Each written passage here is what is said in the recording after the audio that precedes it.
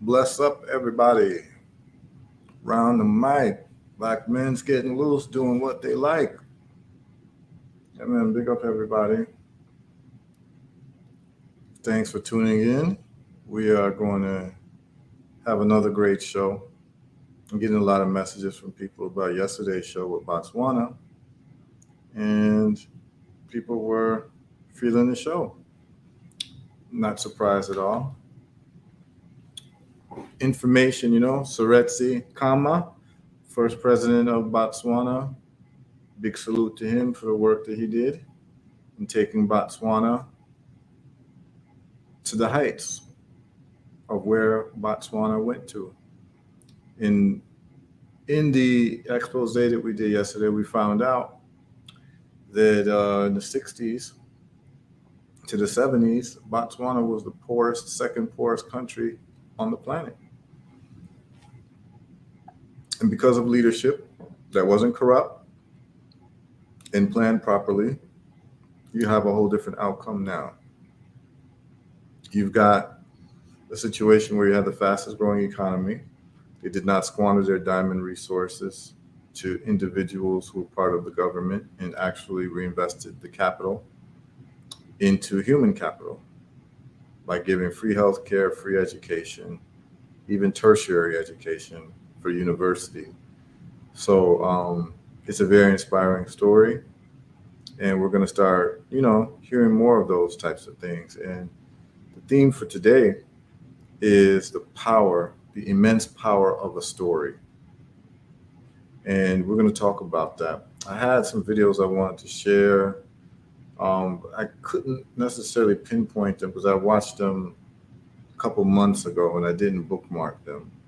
But it's something that I do want us to talk about. And I think this will be very revelatory for everyone who's paying attention. Because it'll show you some things about your own life. And I certainly want people to call in and tell me about the stories that have been the most monumental in shaping their life's direction. I'm going to share one or two of those stories. So we'll wait till we get to story time. But I'm gonna wait till a couple more people get in, and then we're gonna get deep into it. But in the meantime, between time, as usual, I will post a call-in link. Call in here. This is going to be a very important conversation because I'm going to put the call-in information there. But, you can't click it, so what's the point? So let me put it in YouTube and let me put it in Facebook and Twitter. All right. So, like I said, this is going to be a great show today. Just buckle in, have some good conversation. The power of story, the immense power of stories. It's going to be,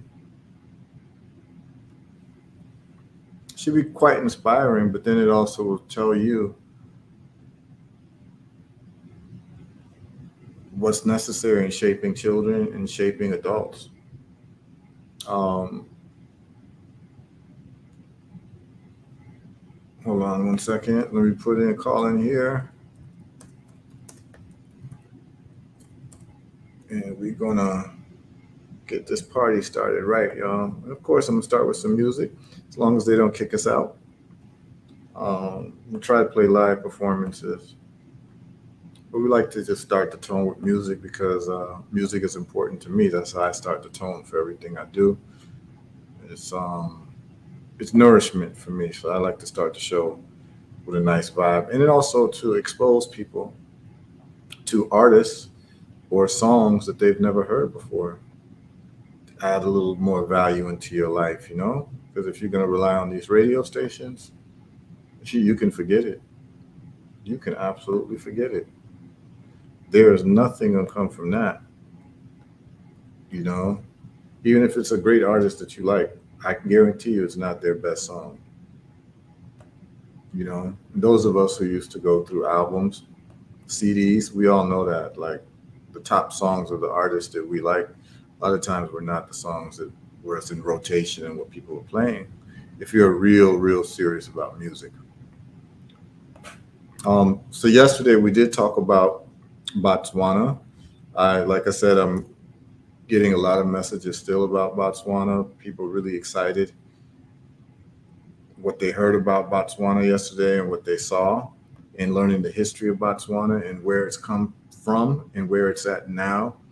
And then the question, it begs the question, like, why aren't these stories of these successful countries and these successful people more commonplace, right? The Nayib Bukele story, the Paul Kagame story, the Seretse Kama story of Botswana, the Lee Kuan Yew story. It really should be required information for everybody. Um, if you want to understand how societies are built, if you want to understand what this whole thing is about, it should be something that is basic knowledge. But we're going to get into the reason why most of these stories, remember stories, are not commonplace. Blessed love Kashaku every time. The Denaho is tough.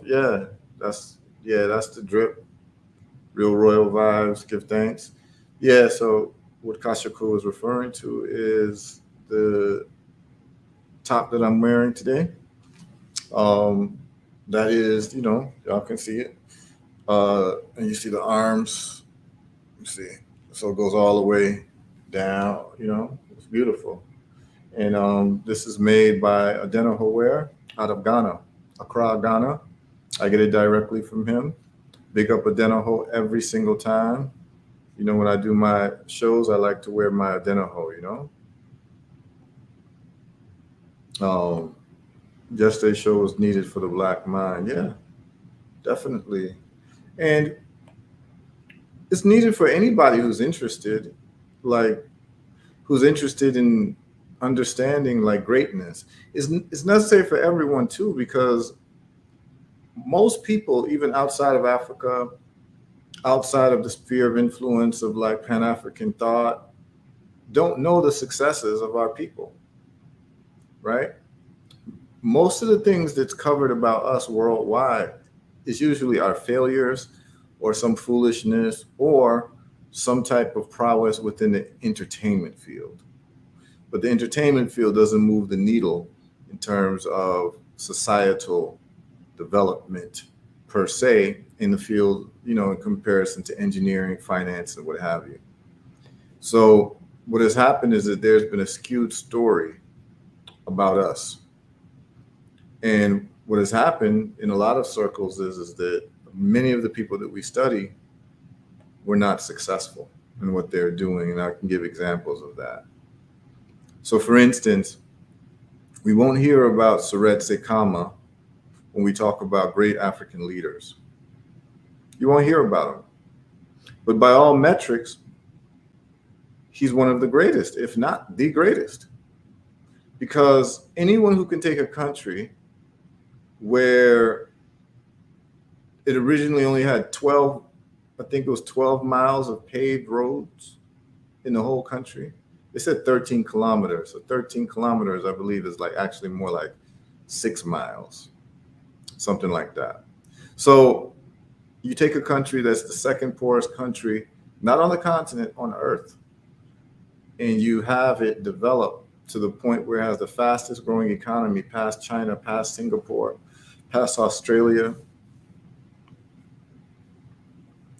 It's something that has to be talked about, but it's not being talked about because the story of winning is not a story that's commonplace in our circles. What do I mean by that? Well, when I'm growing up, we find that a lot of our history is, African people worldwide. In America, let's just call it black folks, or as the preacher class like to say, black folk. when it comes to Black folk, the first stage of learning about our history is really, the embarrassment of defeat around slavery. And that's what it was, by the way. Let's not get it twisted. We were defeated in wars, and that's what made slavery possible. Prisoners of war is what we were. And when I say we, I mean all of us. And so that was the first history that a lot of people, particularly in the Western Hemisphere, learn about. On the continent, the history classes, you learn about colonization and, when the European came, like the English or the French or whatever. Like, time starts with when they landed on our shores and started building forts, right? Until you get into deeper study of African empires and what have you, right? Okay. Well, if you start with colonial history and then you start with slavery history, of course you leave out a big part of our history. So then the second stage is to go into the past for triumphs of African kingdoms, African empires, African heroes. And a lot of this is done in the effort to change the self-esteem of the individual within that group, and then the self-esteem of the group. But it turns out, then we start evaluating the stories that have been fed to us of our heroes. Many of these heroes didn't win. I'll give you an example. One of the famous people that we are made to study in the African diaspora, who was supposed to be a great general, is Hannibal, right? Of Carthage, which is modern day Tunisia. And they say, well, Tunisia at that time was Carthaginians. And these were seafaring people. And they say that these are also known as the Phoenicians. They were seafaring people, what have you, and he came from this society. And they always had a conflict with Rome, because Rome was looking to conquer the world, and Rome had done a lot of conquering of North Africa, where the Phoenicians were at some point subjects to the Roman Empire. But there were still wars that would go on. You even had the Punic Wars and all of that. But, I don't want to get too deep into that. Well, the greatest general that came out of Carthage was a man named Hannibal Barca, who was the son of a great man. His name was Barca as well. But the animosity between Carthage and Rome was so great that the greeting of a person of Carthage to another person of Carthage was good morning or good afternoon or good evening, citizen of Carthage. Rome must fall. That's how they greeted each other. It was inculcated into the consciousness of the people through language. I've talked about this before. We see remnants of this in Haitian patois or Haitian Creole, where you would say "sac passe," which is, what's happening, and then the reply is "not boule." So the reply is "not boule," and a lot of people who don't know think that "not boule" means I'm okay or whatever. Because in America, if someone said what's happening, you'd be like, "Oh, I'm cool. It's all good. Everything's cool." So we think that's just a reflexive comment or a reflexive reply. What I mean by reflexive is that it's perfunctory. It's not something that is thought out. It's just a simplistic reply that you would give to what's happening. But upon further investigation, we find out that "not boule" literally means we are burning. So the average Haitian greets each other, what's happening, and they would reply, "We are burning," because this was a revolutionary culture. And when they greeted each other, they were always giving recognition that we are burning the plantations of these slave masters. And that's the only way we're going to greet each other. What's happening? Well, we're burning the plantation. That's, and then when there was no more need to burn the plantations, it was a metaphorical. We're burning the plantation as like we're actually being active. We're doing things, right? So, yeah, bless up, Lowell. She said, I wonder if the modern Haitian understands the truth. No, I've actually talked to Haitians and they weren't aware of this. But when you break down not boule, they're like, yeah, boule means burning. Like, yeah. But they never put it two and two together. They didn't, a lot of them, the modern Haitian didn't realize that it had to do with the revolution. And they didn't even realize that they know that the word boule is burning, but they didn't realize that they're literally saying we're burning for the reason why we're saying we're burning. And I don't even think they even realize they're saying like we're burning. It's just a perfunctory reply to sac passe is not boule, but there was no real investigation as to why you say not boule. But the reason is because it was a revolutionary culture. And then after the revolution was done, it was a habit. And it was a way to say that you're being productive in that, like in a Haitian way, not boule. So the language reveals a lot of the cultural underpinnings of a society. That's why knowing a linguist or studying linguistics is extremely important if you want to understand world history. Extremely important. When Malcolm X was in jail, one of his understandings, one of the ways that he increased the understanding of the human language and why he was so good with public speaking was that he studied the dictionary.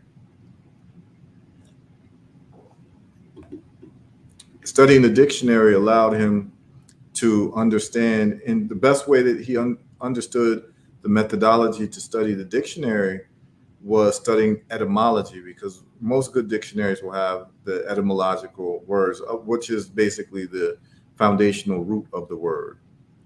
Lowell says, to be real, I didn't know until Heru mentioned it a week or two ago. I'm ashamed to be honest. Yeah, you don't have to be ashamed. You're one of a million. One of a million Haitians that didn't realize that not boule was a throwback to the revolutionary times when Haitians, the only thing they wanted to know is if you were burning the plantation or not. Like and it shows you how serious Haitian ancestors were. Like they're doing a checkup on you. Like sac passe, like, what's up with you? And you got to be like, oh, I'm burning. Oh, okay. I just want to check. Want to make sure you're burning the plantation. I just want to make sure. So this was the way that they communicated with each other. Like, are you doing your part or not? Like, what's happening? I haven't seen any evidence of you burning any plantations today. Have you been? I said, nah, man, don't worry. I'm burning. We're burning. You understand what I'm saying? We burned yesterday. Don't worry about it. We're about to burn tonight. You know what I'm saying? Not boule. You know what I'm saying? So whenever you ask me sac passe, I'm going to reflexively say not boule, because I need you to know that I'm one of them too. Like, I'm really one of them. You understand what I'm saying? Like, I'm part of this revolutionary vibe. So I'm letting you know, like, so basically sac passe was a progress check. Well, in that same way, that's what happened in Carthage. Good morning, citizen of Carthage. Rome must fall. That's how they greeted each other. So this is the type of environment that a young boy named Hannibal would grow up in. So Hannibal grows up in that environment, and he says, well, I'm going to have to embark on a career. And what better career is there to embark on than actually making Rome fall?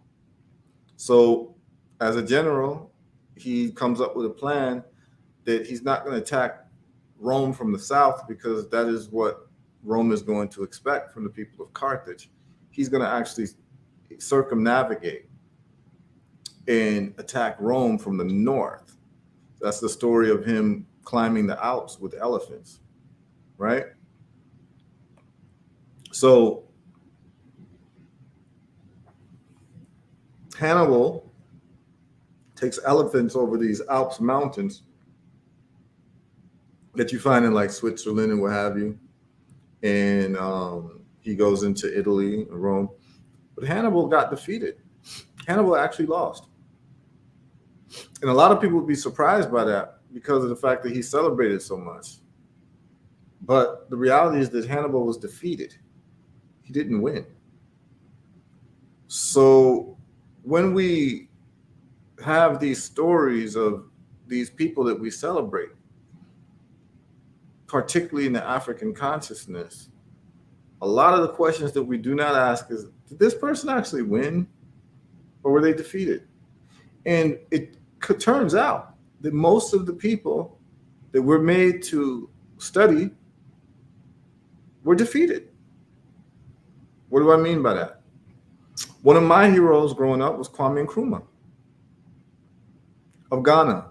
He led the independence of Ghana and started, really the serious Pan-Africanist movement amongst African leaders, put together the OAU and all that. But ultimately, Kwame Nkrumah was defeated. What I mean by that is that when he left Ghana to go negotiate peace with Ho Chi Minh and the Americans, because Ho Chi Minh was his brethren from England, they used to wash dishes together in a restaurant. And they were young boys, and they used to talk about how they're going to go back to their countries and fight against colonialism. And 2 decades later, they find that Kwame is the head of Ghana and Ho is the head of Vietnam, and they have lifelong friendship. So he left Ghana to go deal with Ho, because Ho's fighting the Americans and he's trying to see if he can negotiate some type of truce. As he leaves the country, the CIA pays two generals, Kotaka and Afrifa, $10,000 to overthrow Kwame Nkrumah. 10,000. Now, Kwame Nkrumah did a lot of great things. Most of the projects that are of note in Ghana, like the dam, the Kosombo Dam, the Tema, the whole town of Tema. Kwame Nkrumah built the whole town to be a shipping port town called Tema. You can see it today. And the problem is that Kwame Nkrumah didn't stay in power long enough to really, really do what he wanted to do with Ghana and the rest of Africa. He was overthrown, and he was never able to get back into Ghana. And he became co-president with Sekou Touré, but it was more of a ceremonial thing. But he was overthrown really at his peak, or what seemed like he was heading towards his peak. He didn't even get to his peak. So the Kwame Nkrumah project was never completed because he was overthrown. And we have other heroes like Patrice Lumumba, right? We're made to hear his story, and we hear that he's this great speaker and this great Pan-Africanist and what have you. But before he could even get really, really up and running, he gets overthrown by one of the army people named Mobutu Sese Seko. So Patrice Lumumba ends up losing in a very big way. And these are the stories that we're being inundated with. So it is then you have Thomas Sankara, he's killed. What these stories do to us is it also teaches us learned helplessness, where many people and many Africans do not feel like it is worth actually trying to do something positive for Africa because the great men get struck down, right? And this seeps into your subconsciousness. We're hearing the stories of the Paul Kagames, we're not hearing the stories of the Seretse Khama. These stories have to become part of our regular conversation, because what it lets us know is that it is possible to take our countries from poverty to prosperity in Africa. But I know why the story of Botswana and Seretse Khama is not told, because it is not something that is to be put in the forefront for Africans to think that they can win by hearing winning stories. And as a matter of fact, I ran across some philosophers talking, and they said something very profound, that a person is a collection of the stories that they have heard. That was deep. A person is a collection of the stories that they have heard. They also said in this conversation, that the response to greetings keep one in a revolutionary state of mind. Yeah. But what we also find out is that human beings learn best through stories. So not only is the human being really a compilation of the stories that they've been exposed to, the human being learns best through stories. And we're going to get deeper into that, and why I wanted to talk about that today in this show. Gail Caldwell, greetings, bless up. Thanks for tuning in. Stories are very important. And stories that we expose ourselves and our children to shapes our reality. And we're gonna get into it. And I want people to call in, because I'm gonna share a story time. I'm gonna give you all one of the stories that shaped my life in the most profound way. And when you all hear the story, you're gonna understand why. But before we get into that, we know, as usual, we want to start the show with some type of music. So what I want to do is I want to share this with y'all. It is midnight. Those of you who don't know, you will know very soon that Midnight was it's a band, but it's really two brothers with the lead singer Vaughn Benjamin and Ronnie Benjamin as the musical director.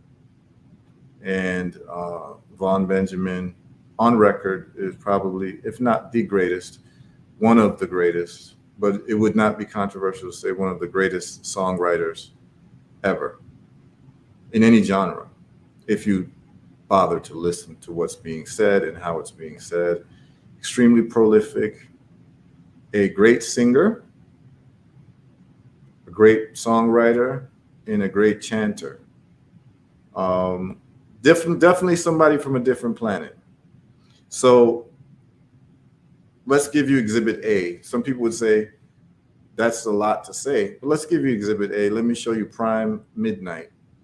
Prime Midnight is when you see Ronnie Benjamin, his brother, Vaughn's brother, on the keyboards. That's Prime Midnight. Later Midnight, you saw Ronnie on the bass. But the real Midnight sound is when you see Ronnie on the keyboards, and he pretty much is the inventor of what you call the VI bubble, keyboard bubble. So I'm gonna play this for y'all. Hope y'all enjoy it, and we're gonna continue the show. But you know how I like to do.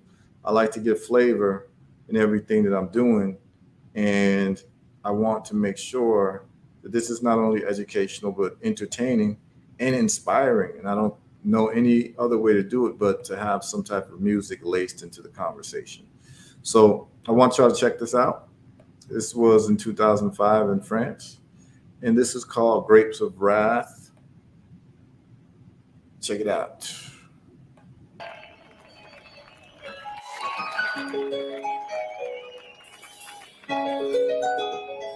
Mentions of the guy breathe upon them in a dry bone, did no commandment. Right now, man, David, I to them grapes of wrath. They must say, keep them in the dark, isolate them and attack, use them face and the days, allocate them and replace.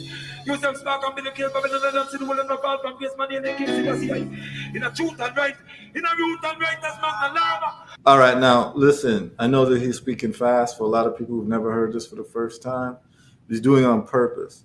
And if you start to pay attention to what he's saying and the words that he's saying, you'll understand the profundity of what's being said. And every now and then I might come in and fill in some words for you. So, all right.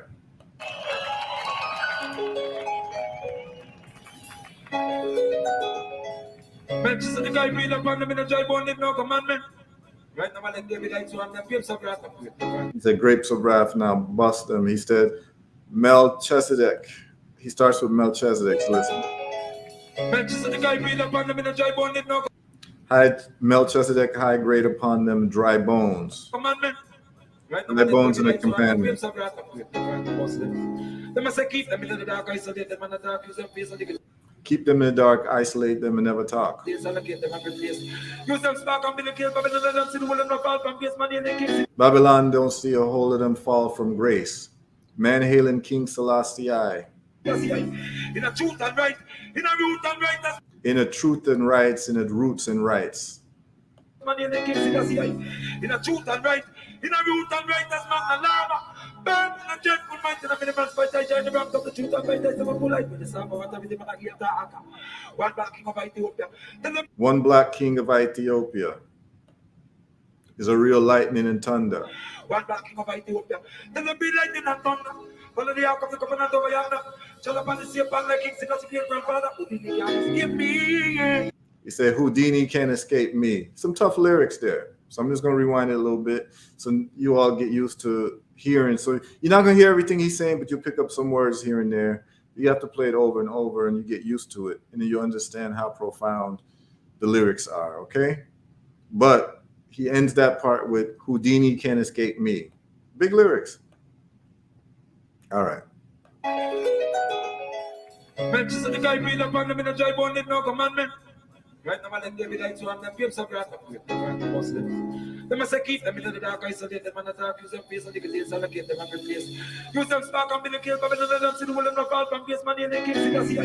In a truth and right, in a root and right, that's not a lava. Burn in a dreadful might in a minimal fight. I join the rank of the truth and right, there's a full light with the sound of what everything I hear. One black king of Ethiopia. Then there be lightning and thunder. Follow the ark of the covenant over yonder.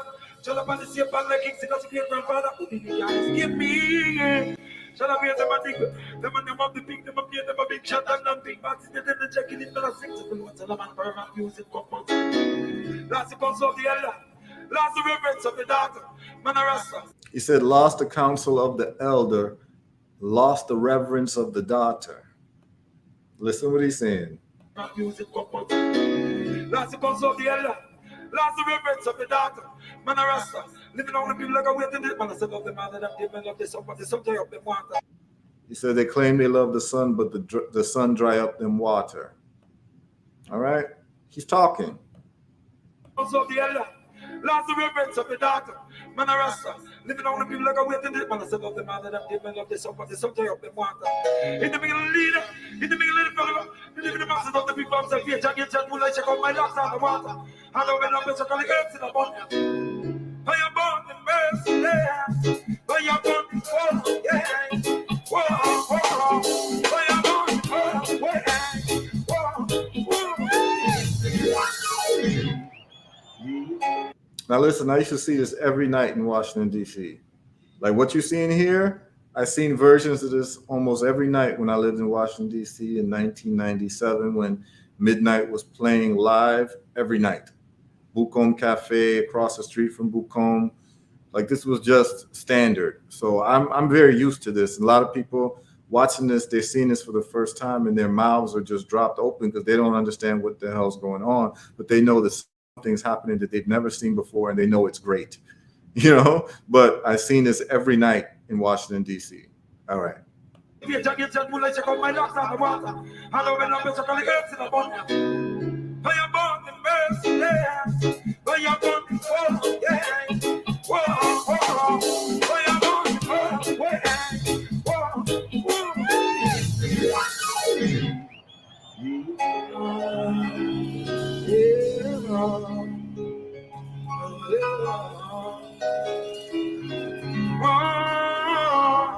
Grapes of rock and bust them. Grapes of rock and bust them. Grapes of rock and bust. Grapes of rock and bust them. Them crucify upon the hills of Calcutta. They crucify upon the hills of Calcutta. All right, listen to what he's saying. Them crucify upon the hills of Calcutta. Take down that pirate club that's gonna put on a flyana. To the day of the middle breeze, I got the border. Red, gold, and green line out there in the four corner. Red, gold, and green line up the earth in the four corner. The newspaper scribing a propaganda about food and medicine, cheese and dairy, of course, it's for free. The bad medicine, cheese and dairy, of course, it's for free. There in the four corner. The newspaper scribing a propaganda about food and medicine, cheese and dairy, of course, it's for free. I am on the mercy, know. Merciless, I am on the merciless. Yeah, you know why. I am on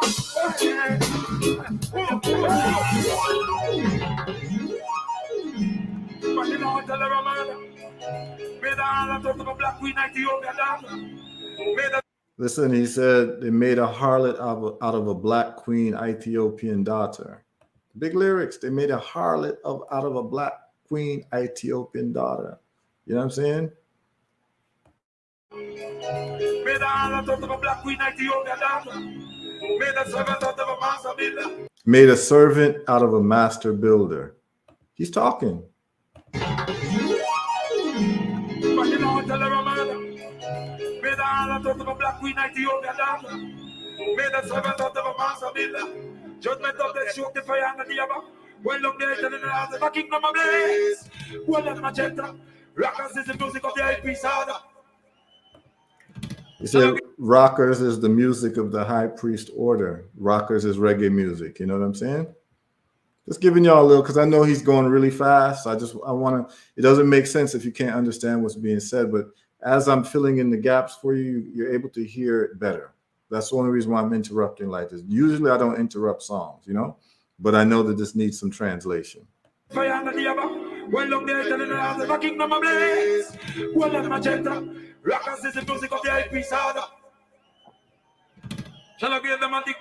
Them of the big, them of the big shut down them big parties with the jacket in my feet and the notes of the man and music couples. I am on the mercy land. Yeah. I am on the mercy land. I am on the mercy land. You know, when I get, I am on the mercy land. I am on the mercy land.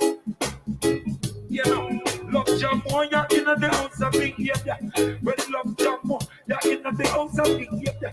You put them to your system like a alternator. You put them to your breastplate like a carburetor. You do your breastplate, you put them like an alternator. Gratitude and love ya in a combination. So just a good feeling will come in there. Hatter and hater. From Egypt to America 2,000 years later. Identical antics, the things of reaper. Family is a word we would not exist on ya. The mountain nobody don't accept delete ya. Step on structure, step on stability with the idea. Love the man that chant out of the ancient. You may know love jambo is not the house of behavior. Important to your system like an alternator. Important to your president like a carburetor. Important righteous with love they need. Gratitude and love are in a combination. So just a good feeling will come in here. After I hate from Egypt to America 2,000 years later. Identical antics, nothing so deeper. Ooh.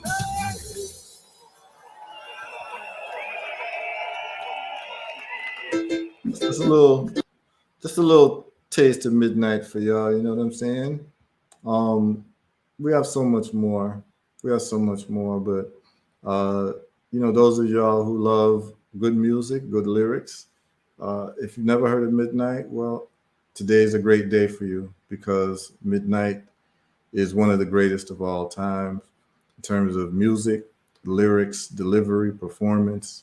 Checks all the boxes, and definitely Von Benjamin was one of the greatest gifts that we've received in this generation.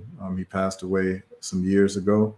It's still hard for me to believe, but he definitely was not from this planet. And I don't say it lightly.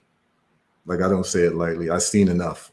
The things I've seen, the stories I got, and the prolific nature of his writing, from one writer to another, I get it, you know, and you don't just wake up in the morning and write songs like that. You have to be someone who is a vessel, who channels, like a Bob Marley, a Vaughn, these types of people. They have songs whispering to their ear, and they catch them, and then they record it. And that's just what it is. We have someone joining us from the Virgin Islands, Dara Monifa. What's up, Dara? You can turn on your mic if you want to, Dara. If you want to speak. Peace, peace. What's up? How you doing? I'm on top of the world. How are you? Yeah, well, we on whichever side we feel like being. Uh-huh. How's life? Were you in VI? Not today. Today I am in Arkansas. Ooh, wow. Okay. Yeah, Cool, just cool, cool. doing the people's work. Cool, cool. Is there something you want to rap about? Or did you want to wait because I want to ask people a question about I'm patient. stories? Okay. All I'm right. patient. So give me a second. I'm going to tell this story. I'm going to bring you back on. Stay in the waiting. I mean, just stay here. And I'm going to tell folks about this story. And then I want to hear yours. So um, today is about the power of the story and how story shapes people, even unbeknownst to us. And hearing the right stories gives you a lot of context for your life. And it turns out that the best way that the human brain learns is through stories. And those who understand that take advantage of it. So I'm going to give you all story time. Uh, Kai Wilson, yeah, big up Kai. Diane Love, big up Diane. VI crew. And Kasha Cruz says, blessed love to everybody. All right. Okay. So I'm going to give you all this story. And this is a story that shaped my life in many different ways. So um, many years ago, I was living in Boston because I went to school in Boston. I went to undergrad in Boston. I went to law school in Boston. And the neighborhood that I lived in uh, was it was called Mission Hill, which is close to Roxbury in Boston. But in Boston, during that time, this was in the 90s, mid 90s, late 90s, when I was in undergrad and when I was in law school. During that time, there's wars happening in Somalia. Some of you might have been familiar with it, from which you get something like that movie called Black Hawk Down. Well, it turns out that many Somalis fled Somalia and ended up in America, and America accepted Somalis as refugees. And the neighborhood that I lived in, Boston, had a lot of Somali refugees. So I'd be walking up and down the street, I would see Somalis. And at the time, I lived with a bunch of Ethiopians. So Ethiopians and Somalis, many times phenotypically, they can look alike. So sometimes you can't tell who's Ethiopian, who's Somali. I can tell the difference now because I've spent so many years with Ethiopians and Somalis. But at first glance, it would have been hard for me to pick up who's Ethiopian, who's Somali. They all have this type of look, almost like a black kind of mixed with Indian. And when I mean Indian, I don't mean like what y'all call Indian. I'm talking about like Gandhi Indian. So they have this like African look mixed with like kind of this Indian vibe, Ethiopians and Somalis. A lot of people in the Horn of Africa, people from Djibouti, type of places, Yemen, they kind of have that mixture of African and continental Indian. You see it in their hair as well. So yeah, bless up Captain Nefer. And so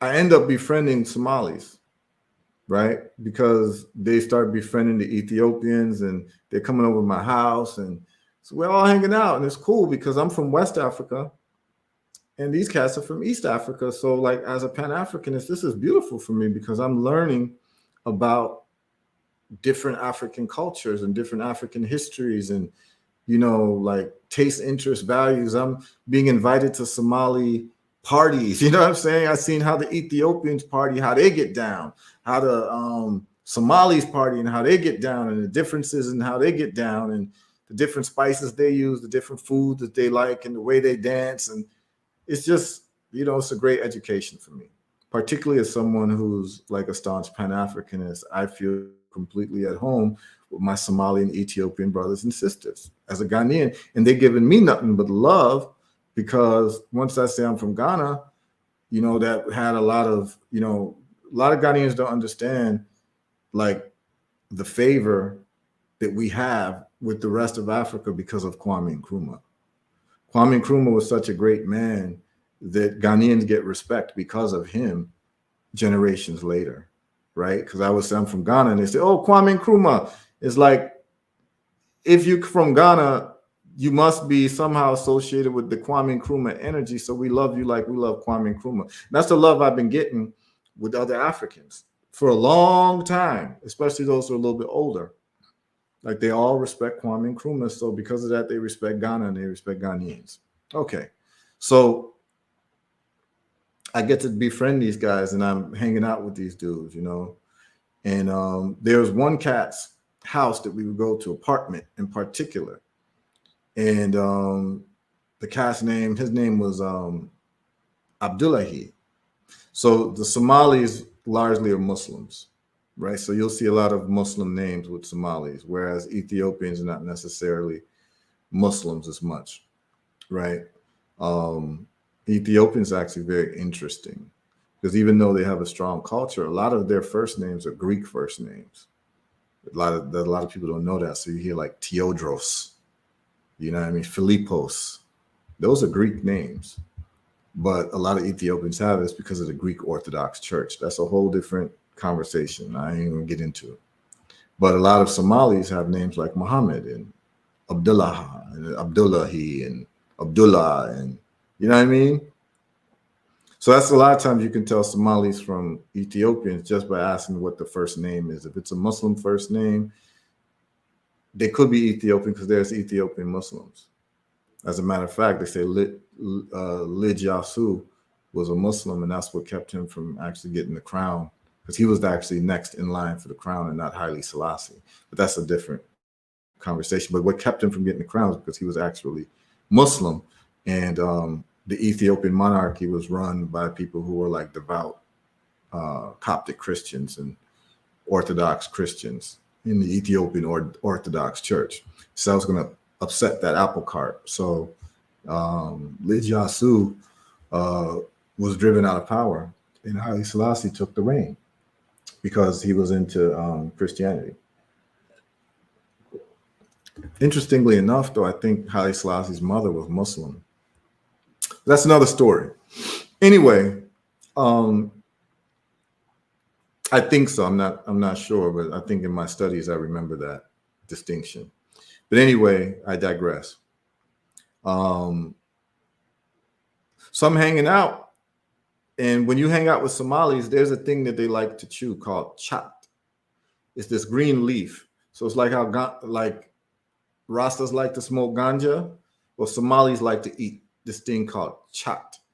It's leaves, and the leaves make you high. They make you like not necessarily high, but they give you a little buzz. And so what Somalis like to do when they get together is they like to chew chat. So of course, when in Rome, do as the Romans, right? So I'm hanging out with the Somalis, and they all my brothers, and we all hanging out at Abdullahi's house. And of course, I'm chewing chat with them. You know what I'm saying? And we're chilling, but I never feel any effects of chat. But these guys will sit down, they'll chew chat for 8 hours straight. They'll just be chewing it. And it's a big deal when someone's able to bring in chat from Somalia. They bring it into the country, then they call each other and say, yo, let's get together and chew chat. And they chew chat and tell stories and hang out. It's very wholesome. They just, that's just one of the ways they hang out, just like how, folks like to get together and drink alcohol and tell stories, I guess, right? That's why Ghanaian passport can go most places in Africa. Yeah, Kwame Nkrumah is a great reason why the Ghanaian passport is so powerful. And Captain Never says that's a lot of stories. Yeah, I got stories within stories. So anyway, we're chilling at Abdullahi's house, and he's become a good friend of mine. Abdullahi had come to America, and he's working as a waiter in a restaurant, and he's working at a very high-end restaurant. So he gets tips and has a lot of money. So he has a really nice apartment. And because he has a really nice big apartment, that's the meeting place for most of the Somalis, the Somali men. So we all would meet at Abdullahi's house. And so, or his apartment. And that particular day, we've been there several times, at least 20 times, right? But that day, Abdullahi's quiet. And I can tell he's very reserved. All the other guys are there laughing and, doing their Somali, culture and all of that. And I'm there, but I'm noticing that Abdullahi's not participating. And he's very withdrawn, even looking depressed. Everyone's kind of just ignoring it, but I'm noticing it. And I just go up to him. I go like, my brother, what's the matter? I know something's wrong with you, man. You're usually not this quiet. Like, what's the matter? What's going on with you? You got something going on wrong? And he just sits up. And then he just exhales like, then he just starts shaking his head. And I'm sitting there and I'm just like, should I talk? Should I? He goes, I can't talk anymore. It's too loud. Come with me, brother. So we go outside and sit on the steps of his apartment building. He goes, you asked me what is wrong. He said, you are my brother, so I must tell you. This is how they talk. He said, you asked me what is wrong. You are my brother, so I must tell you. I must answer you. He said, today is the 5th anniversary of something terrible that happened in my life. And every year it happens, I hope that it gets better, that I forget the memory. But every year that it happens on this date, I always remember like it was today. He didn't say like it was yesterday, today. And I'm quiet. I don't know what the hell I just got myself into in terms of this conversation. I just thought maybe, you know what I'm saying? Like he was just having a bad day. There's a whole backstory to it. I thought maybe he got into an argument with his girlfriend or something like that. Like, nah, it was deeper than that. So he said, 5 years ago today, Somalia was in the war, and we were the neighborhood boys, and we had no future. And we as the men, as the young boys becoming men, we have to be able to make money and support our families. It's our duty. And the way things were going in Somalia, we had no future, no way to make money, no school, no nothing. So me and 5 friends of mine, so it was 6 of them, me and 5 friends of mine decided we were going to leave Somalia and walk to Kenya. Listen closely to what I'm saying. He said, we're going to leave Mogadishu, which is the capital city, and walk to Kenya to get away from the war. I said, walk to Kenya? I said, how far is it? From Somalia, like from, Kenya and Somalia, they have borders, but it's like, how far? He said it was several days that we would walk. But that wasn't that's not the story. I was like, you would walk? You all walked? He said, yeah, there's no other way to get to Kenya. We had to walk. So we were 16 years old.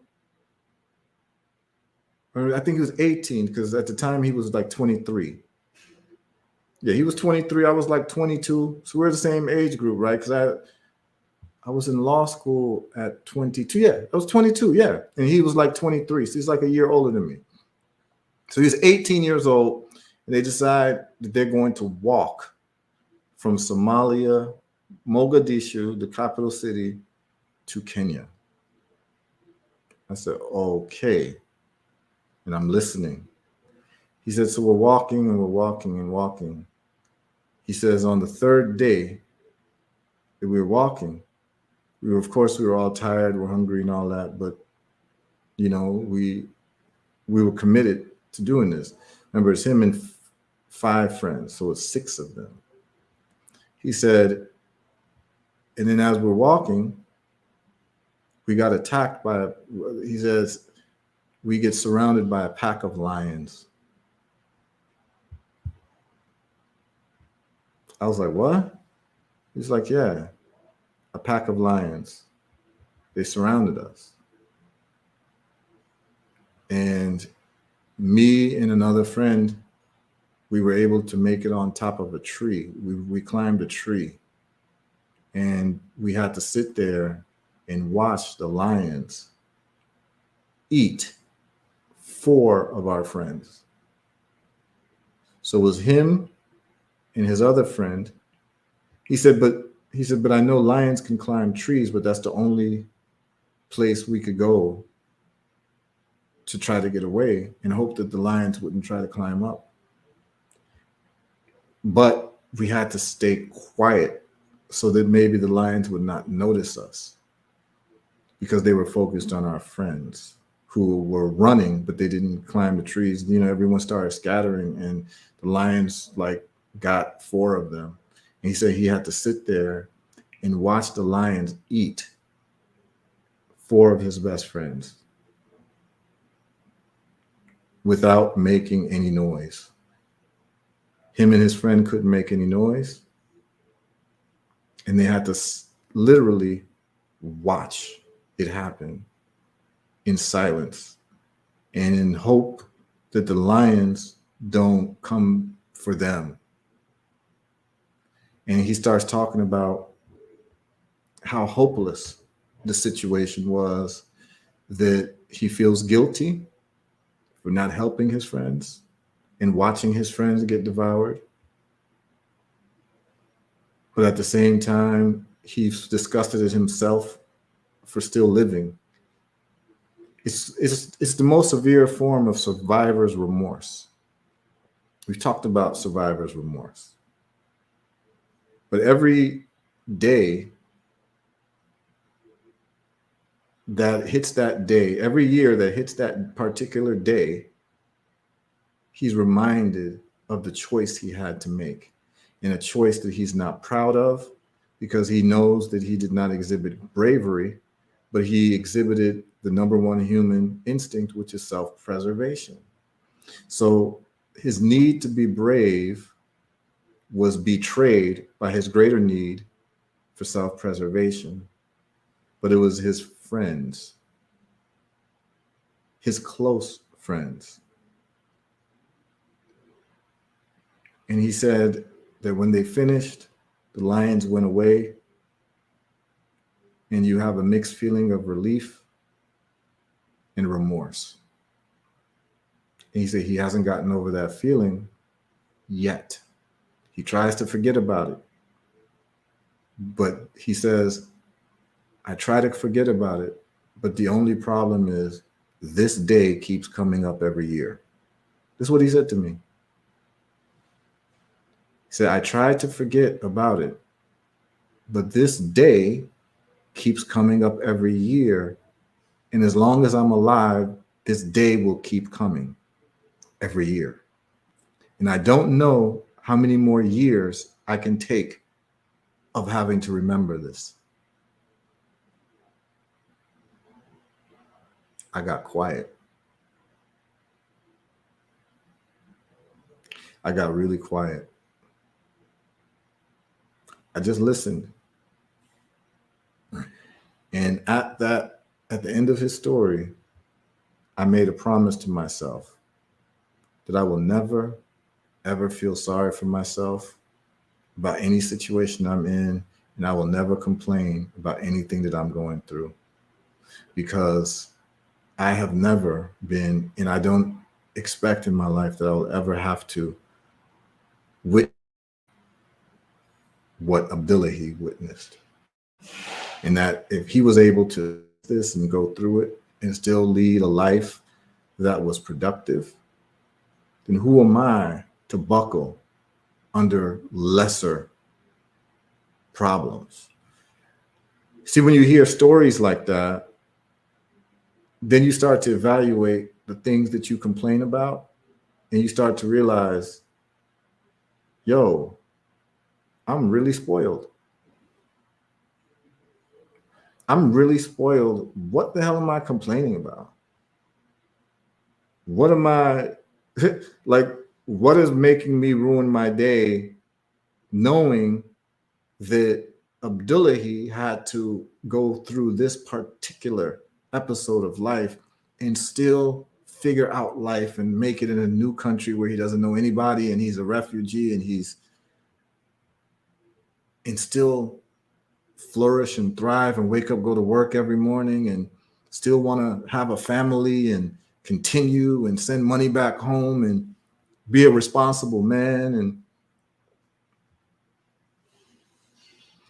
that story shaped me to let me know that there's nothing that's going to happen to me that I should ever complain about to the point where I'm not productive. Because if Abdullahi could sit there and watch 4 of his friends eaten by lions, live to tell the story, still traumatized, but to be a functional adult and still be productive for his family by holding down a job and doing what was necessary to fulfill the objective of leaving Somalia in the first place, then who am I to ever complain about anything? You'll never hear me complaining about how hot it is. You won't really hear me complaining about how cold it is. You won't hear me complaining about whether I haven't eaten. You're not going to hear me complain about pain. You're not going to hear me complain about a lot of things people like to complain about. And it's not because I'm a special person. It's because I've met special people.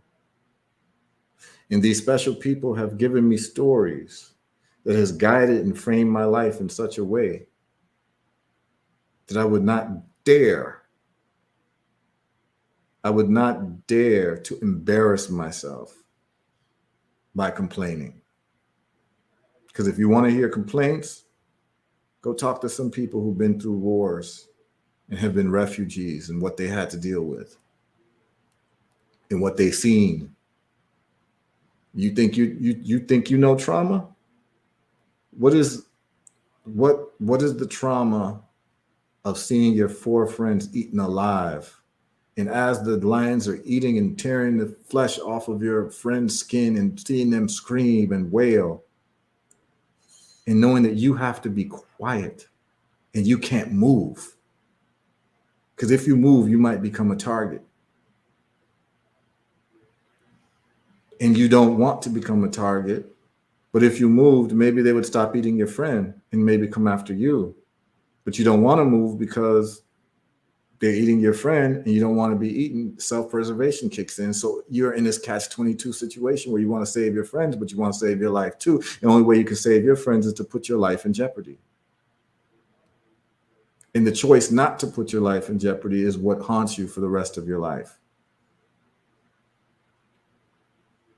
It's a hell of a catch-22 situation to be in.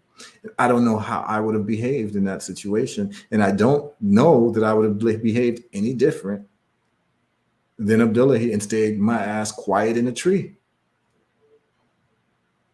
You know, a lot of us think we're more heroic than we really are. Until the rubber hits the road, do we really know who we really are? So it's important to not be delusional and to be clear on who you are, because reality in life has a way of showing you who you really are versus who you think you are. This is why it's important for children to play sports and do martial arts.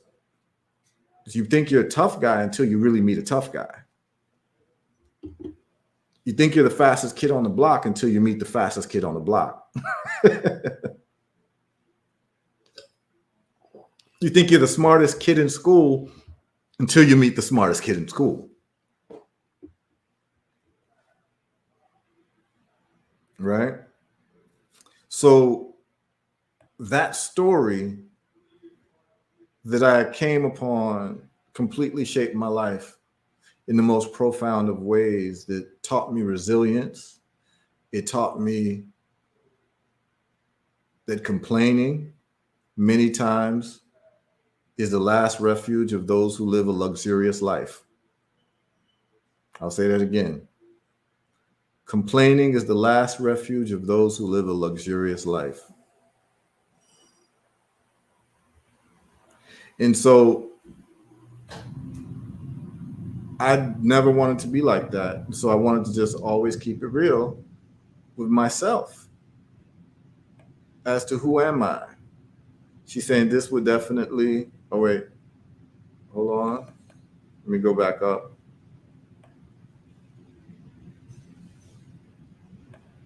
She says that's some shit. Kai Wilson. This is unimaginable. Yeah, unimaginable. Yeah. It's hard to even imagine a story like that, let alone being told a story like that of somebody who actually went through it and you're sitting right next to him. She says, dang, this would definitely require therapy for me. I would feel some way. I would probably be having nightmares. Yeah, absolutely. Dara says, yeah, the more we learn about others and their struggles, the less we think of our own and our privilege. Correct. That's true. Kai Wilson says, any therapist on here, what is the coping exercises to overcome this kind of grief trauma? Well, I can tell you, Abdullahi, the way he dealt with it was try not to think about it. There's no other way, because he was just saying that like you can think about it a million times, it doesn't change anything. So what he would try to do is just block his mind from thinking about it. The only problem was that that particular date came up every year. So he was actually well adjusted. He was cool. I never knew this happened to him. He was a fun guy, funny, very gregarious, very sociable, very kind, very responsible guy.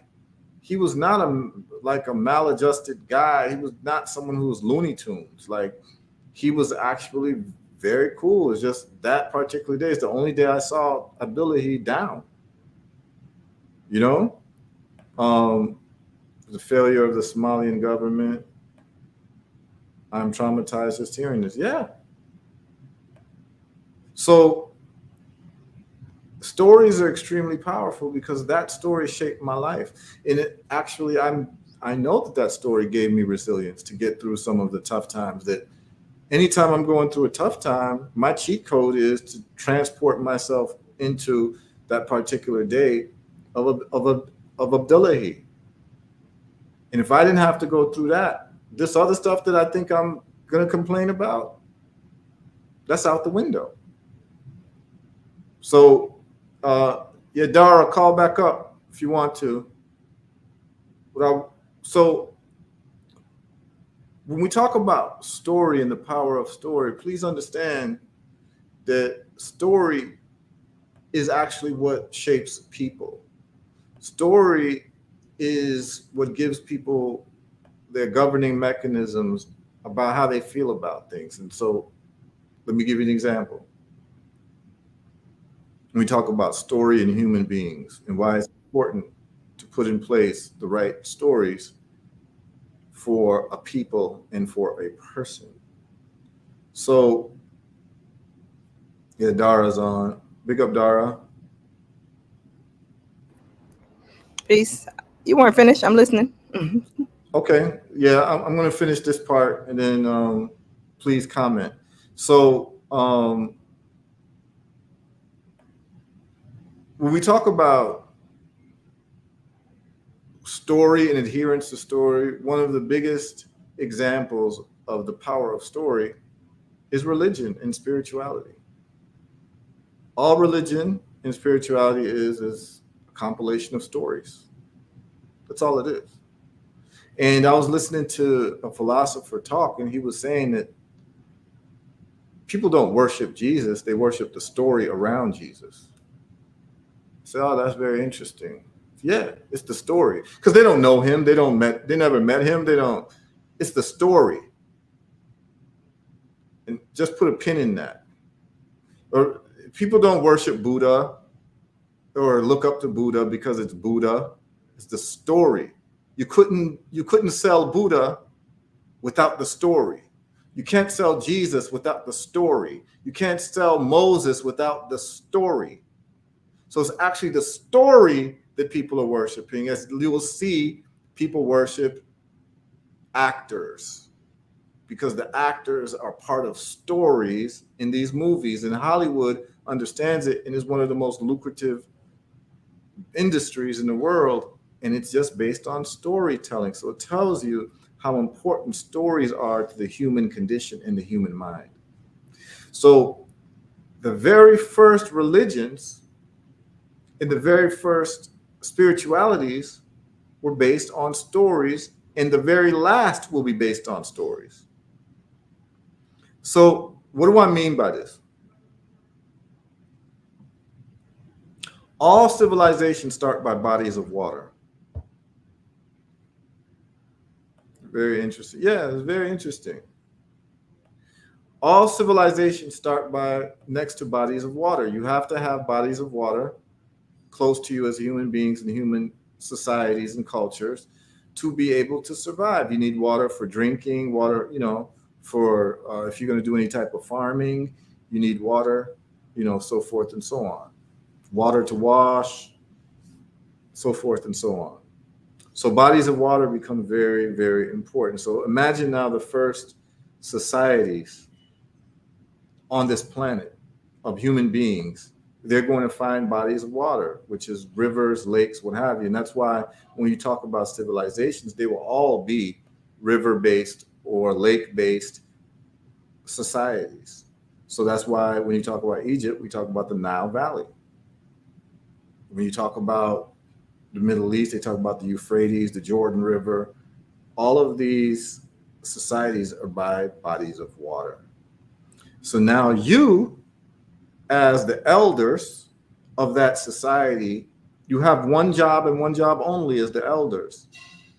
The elders of a society are charged with not only preserving the society, but guaranteeing and overseeing the continuity of the society. I'm going to say that again. The elders have one job: to preserve and also usher in the continuity of the civilization. If water is indispensable to civilization and to the life of a people, that means that those people have to come to an agreement on the desired behavior around water. What do I mean by that? That means that there has to be an understanding that the people cannot pollute this water. Because if you pollute this water, your existence is gone. Everyone's gone if there's no source of water. So, what happens? The elders have to get together and talk about how are we going to somehow imbue onto our people that they should not pollute this river. There's debates that happens amongst the elders. The elders may say, well, we need to teach them that if they pollute the water, because these are elders, right? So they've lived some time. So we teach them that if they pollute the water, there will be diseases and they will drink the water and they will die because these diseases have like these small pathogens that we cannot see with our eye. But our grandparents told us that when this person defecated in the river, everyone got sick afterwards. And so we know that defecation and doing these types of things in terms of human waste and animal waste in the river is not good for the river. And it's not good for our people because there were some generations past that did this and they died out. from all being sick. So we need to teach our people this. And another elder says, okay, but that's not enough. Because they may say, well, we could do it once, or we could do it whatever, or maybe that wasn't the cause, or, you can't see the pathogen. So should I really believe what's being said? Or how can we make sure that not one person is doubtful of the story so that we can actually survive into the next generations? Another elder says, well, it's going to take a long time to teach the people the science of it, and they haven't seen people suffering, and we don't want them to see people suffering, people who violate the idea and the policies, but we don't have any time to waste. We have now settled by this river, and we cannot have any babies, defecating in the river, no adults defecating in the river. We can't have this happen, and we literally can't have it happen from now. We don't have the time to get into the minds of the people and to give them this education. They literally cannot pollute it starting today. And the other elders say, you're right. What do we do? So guess what the elders come up with? A story. They come up with a story to say, we're going to tell them there's a deity in the river. It's a deity in the river, and if you do these certain things, the deity will be upset at you and will curse you. And this will strike a paranormal fear into the people, which will then give us the desired results through their behavior. This is the beginning of superstition, the beginning of what people call spirituality, the beginning of what people call religion. The more organized it is, the more rules it has, it's known as religion. The looser it is, it's called spirituality. But it all has stories. And these stories come from the imaginations of men and women who are trying to get a desired result in the behavior of the listener of the story. This is how the first religions start. You are taught deities that are made up from the imagination of those who came before you to create a certain desired behavior. That's why you have fertility rituals, to make sure that people are having babies, to continue in perpetuity a people. This is why you would have goddesses of the river, of the waters. Those who went to Yoruba and Ifa, you already know about Yemeya and Oshun and all of that. This is not for me to get into a deep dive into African spiritual systems or other people's spiritual systems and all of that. Because I know when we start talking about these things, people get very excited because for some reason, Black folks are very, very drawn to religion and spirituality. This is not, by the way, this is not the opportunity for anybody to smuggle like religious doctrine into the conversation. I know that we're really good at that. Whatever you believe in what you believe in. I'm not going to ask you because I don't care. I don't care because I don't want to know. I don't want to know because it's not relevant to what I'm trying to do. Whatever you believe in, feel free to believe it. But I'm talking about the epistemology, the origin of spirituality, religion, and what they all have in common is stories. So the human being learns through stories. I'm going to give you one last example, and then we're going to take the phone calls or the people video calls. I heard a lecture about 2 decades ago from a guy named Ray Hagins. Ray Hagins is a pastor in the Christian tradition who left the Christian tradition and got into the Kemetic tradition and shows the origin of the Christian tradition coming from the Kemetic tradition. And that's his whole platform. And he gave a profound lecture one time. This is why it's very important to listen to all different types of people, because it's not about agreeing with anyone 100%. You take what's profound and you run with it. So I read everything and I listen to everybody, because I'm not arrogant to assume, I'm not arrogant enough to assume that I know everything, because I know when I haven't. Just like the Abdullahi story, before I heard his story, I thought I heard it all, right? Until he just dropped something on me that I could never even imagined, right? That's why I don't stay, like, I can't be arrogant, because I know that at any moment someone can pull something out their pocket or out their mind that will blow my mind, like what Abdullahi did.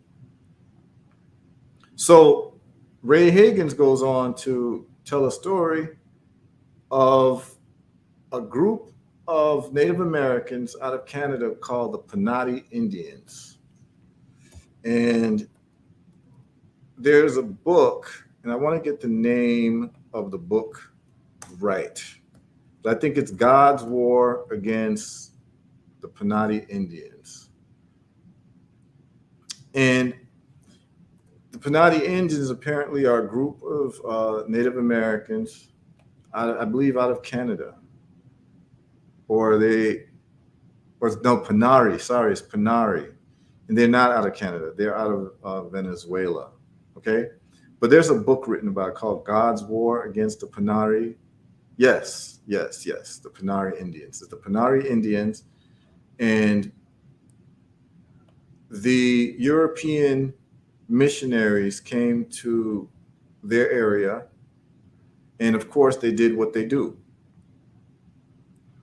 Keep in mind that the Catholic Church, which went around conquering the world through its vassals, the kings of Portugal, the kings of Spain, the kings of these different countries, were all working under the behest of the Catholic Church, because they had to get blessings from the Pope. And the very interesting thing about the Catholic Church is that the Catholic Church has a built-in spy program. What do I mean by that? It is called confession.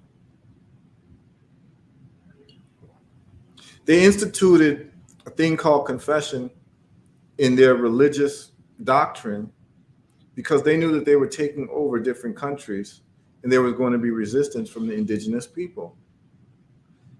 But if you can get them to convert to your religion and to believe, for instance, in the Bible, it says, slaves obey your masters, right? That's a quote in the New Testament. Slaves obey your masters, and then Old Testament has some things about slaves and masters as well. That's very obsequious to masters, right?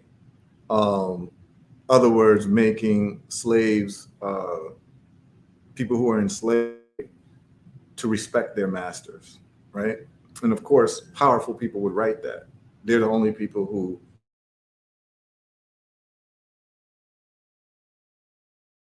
to make sure that slaves are respectful, right? Slaves are not incentivized to be respectful to their masters because it continues slavery. So the only people who would actually write that are the slave masters, right? But that's another story unto itself.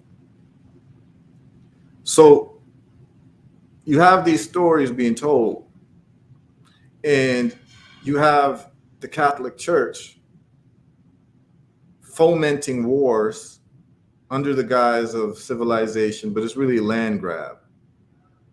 These are land grabs, and to make the people docile, to create desired behavior. Remember what I talked about the elders in the river and desired behavior? You force religion on people, because religion has a set of doctrines that people have to abide by. And of course, the people who give you the religion, they're the ones who benefit from you believing in that religion. But the Catholic Church has something, they have an added feature. This is a security feature, and it's called confessions. So once you accept or have been beaten to accept their version of religion, their version of spiritual systems, one of the things that you have to do is, if you have sinned, and one of those sins could be not obeying your master, or thou shalt not kill. So if people were going to, let's just say a bunch of people who were enslaved were going to get together and kill the slave masters, you're inevitably going to have one person who's a believer in that doctrine feel guilty about what you're about to do, because one of the 10 commandments is thou shalt not kill. And of course, you do not want to burn in hell forever. So one of the ways that you avoid in the Catholic doctrine of burning in hell is, of course, we all sin. We were born in sin. That's the doctrine that they teach. But you can wipe away your sins if you come and confess to a Catholic priest. And the Catholic priest is nothing but an agent of the colonizer.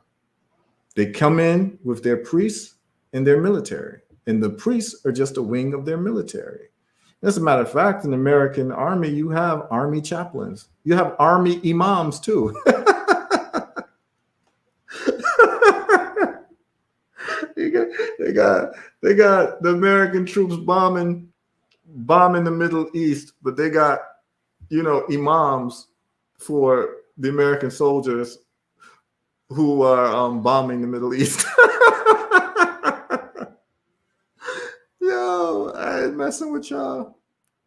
I can't mess. Yo, it's crazy. Anyway, so what inevitably will happen is you've got one member of the enslaved or the oppressed who feels guilty for trying freedom in a violent way or in a way that's against what they've been taught in the Bible. No violence, no none of this. You feel guilty for trying to get your freedom. And so inevitably, one of the people would go to confession. And you go to confession, and the priest is listening to you confess. And he's hearing the story of what the other enslaved people are about to do. And so guess what the priest does? He informs the military of his people. We got another one. Thank God for this. Literally, thank God for this religion. Thank God for Catholicism, because we got the best spy program. It's a voluntary spy program. Forget COINTELPRO. The first COINTELPRO is the Catholic Church. You've got people voluntarily confessing what their compatriots are about to do, or what they might be about to do. Oh, we thought about doing even thought crimes. Like, even if you think it, and they got it in the Catholic Church, that even if you think it, it's a sin. So even if you're thinking of fomenting revolution or anything, you might feel guilty, and you'd be like, yo, I might go to hell, so I need to go report this to the priest, who we call Father. You understand? So the Catholic Church now bucks up on a group of people called the Panare Indians, P-A-N-A-R-E. Y'all can read about it. And they tried to force them to become Christians. And it's not working. It's just not working.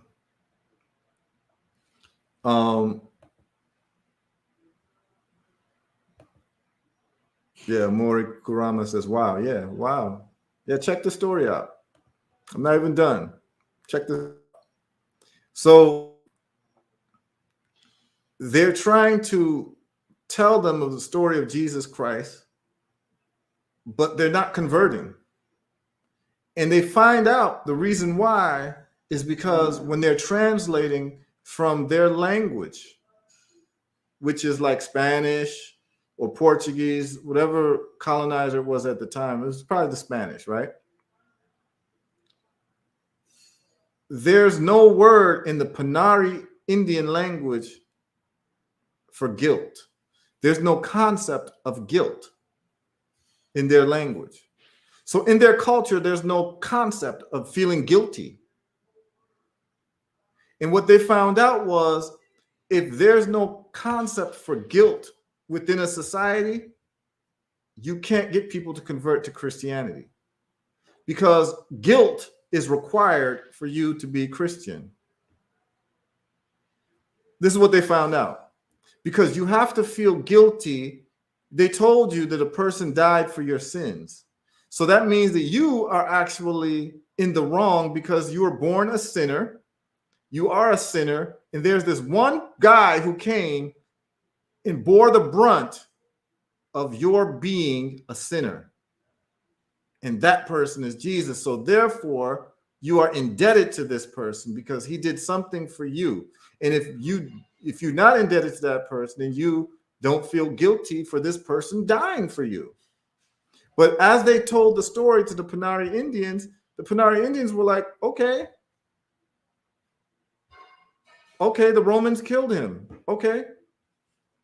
Like they killed, like there was no concept of guilt in their culture. So it wasn't able to be pushed over to them in a way that they could absorb it. So they were still doing their thing. They weren't into the whole Christianity thing until the Spanish Catholic Church. They wrote a book. They redid the Bible for the Panari Indians. And in the book, so as they're teaching them to read, in the book, they changed the story of Jesus being killed by Pontius Pilate to Jesus being killed by the Panari Indians. When they read this and heard the story that the Panari Indians were responsible for killing such a good guy named Jesus, all the women, when they heard the story, start weeping and crying and feeling guilty. Say, how could we do that to him? How could we do that? And with that guilt comes indebtedness. I now have to do this guy a solid because he died for my sins. And not only did he die for my sins, we killed him. We were the greatest sinners of all. We killed such a great guy who says that he's the son of God, and we killed him, us, the Panari Indians, and we're going to have to beg for forgiveness. And so all the women started crying and falling. This is recorded. This is a book. It's a book called God's War. Let me see if I can find it. I just have to get the title. It's called God's War. Let me see. God's War against the Panari Indians. Let me see. Yes, it is called, this is what it is right here. Goodreads.com. I'm going to show you all because I want to make sure that you all know that I'm not making this up. Okay.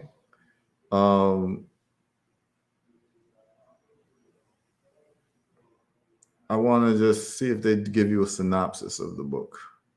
They give you about the author. So I want you all to know I'm not making this up. Okay, book details and edition. Okay, it's here.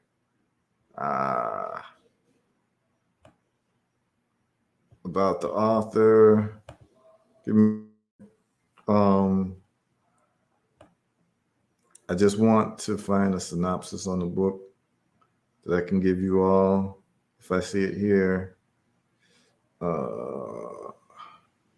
Okay, so they don't have the synopsis, but they do have the cover of the book.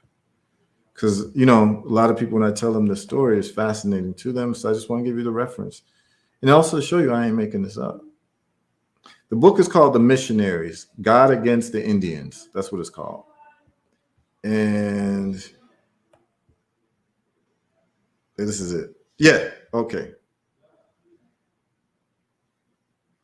Yeah, this is it. And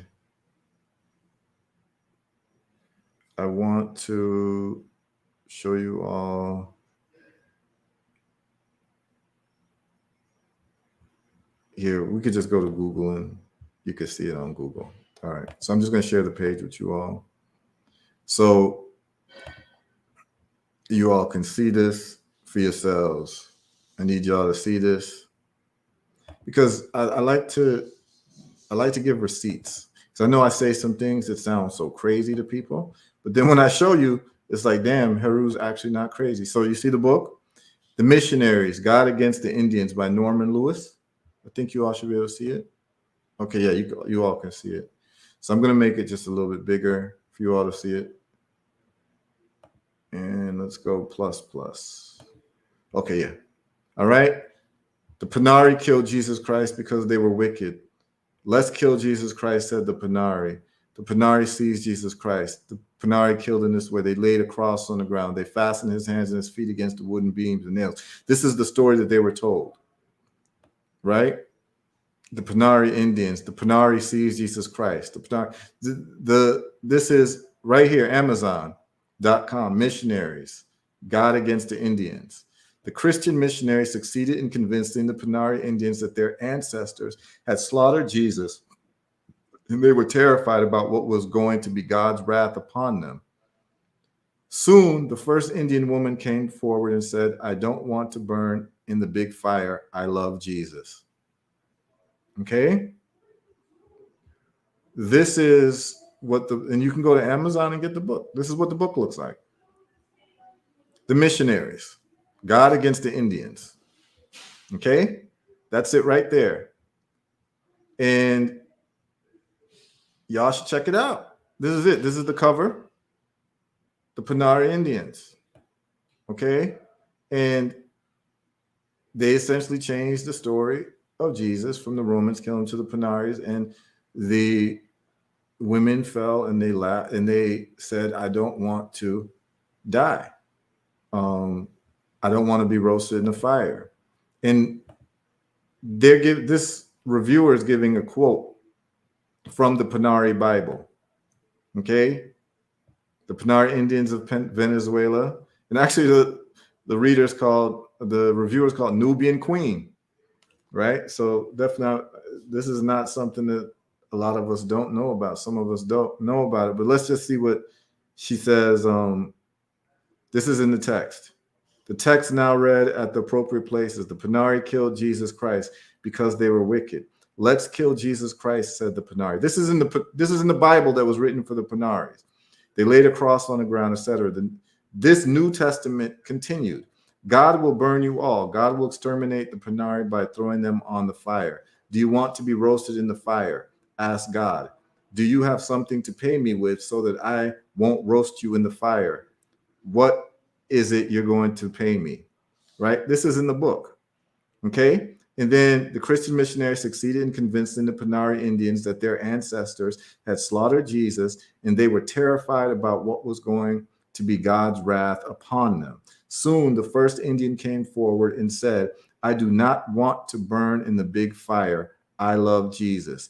This event is documented in the book, The Missionaries, God Against the Indians by Norman Lewis. So this is the power of story. Okay? This, ladies and gentlemen, is the power of story. What story does, and understand that when you accept a story, you are accepting the governing mechanism of the creator of the story and the desired behavioral response that the creator of the story is created. So now, if the Panari people believe that this is the word of God, but it's just the word of a person who wanted a desired result, but they're saying that God said, and so it should give you a cue to whenever you're reading a book and you start saying, God said this, well, you sound like the Panari who are reading the book for the Panari, right? And they believe that they're the ones who, and how are you going to talk them out of it? If they really believe that God wrote that book. Okay, yet Dara has a quote. In the missionaries, he turns his critical lens on the missionaries who embed themselves with indigenous cultures to convert the locals to Christianity. What begins with the well-meaning goal of improving the lives of Native people, though, often has the opposite effect. Yep, and Dara has the link here. And Amori Karama says, this information is transformational, very helpful to free our minds. Yep. Kashaku, emojis, think she's slapping her forehead. And hand on her forehead, and then God Against the Indians. Yeah. This is the power of story, and they converted. And that was it. So the point of the matter is, if we understand what the philosopher said, that a human being is just a collection of the stories that they have observed and absorbed. This is facts. Okay? This is facts. Healing Beauty Rituals Daily says it could be that everyone has their own religion, their God, a story that gives their life meaning, purpose, and direction. Perhaps being against organized religion is also a religion. Yeah. I mean, that's what I'm saying. What stories do you adhere to and what stories do you not adhere to lets you know who you are. If we're saying that a human being is a collection of the stories pretty much that they've accepted, right? Because there's no way you could love Jesus. You never met a person named Jesus. You weren't around during that time. What you love is the story. And that's evidenced by the Panati. Any Panati person who tells you that they love Jesus, they love the story that they were told. The story that they were told was compelling enough for them to then say that they are a follower of Jesus. But psychologically, they're really trying to absolve themselves of their guilt because they believe in the story that they were the ones who killed a great person. That's what they were taught. And so then it stands to reason, what stories have we been taught that we've accepted? This is why almost every day I try to share stories of us winning. That's why I share stories of Lee Kuan Yew in the story of Botswana yesterday.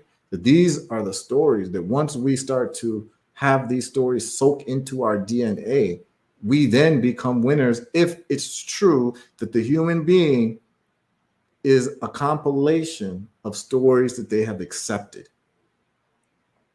Okay, so what I want to find out from people is, what are the stories that have shaped your life? Like, think about the stories that you've heard. I don't care if they're religious stories. I don't care if they're stories from movies. I don't care what they are, but I just gave you an example of Abdullahi's story.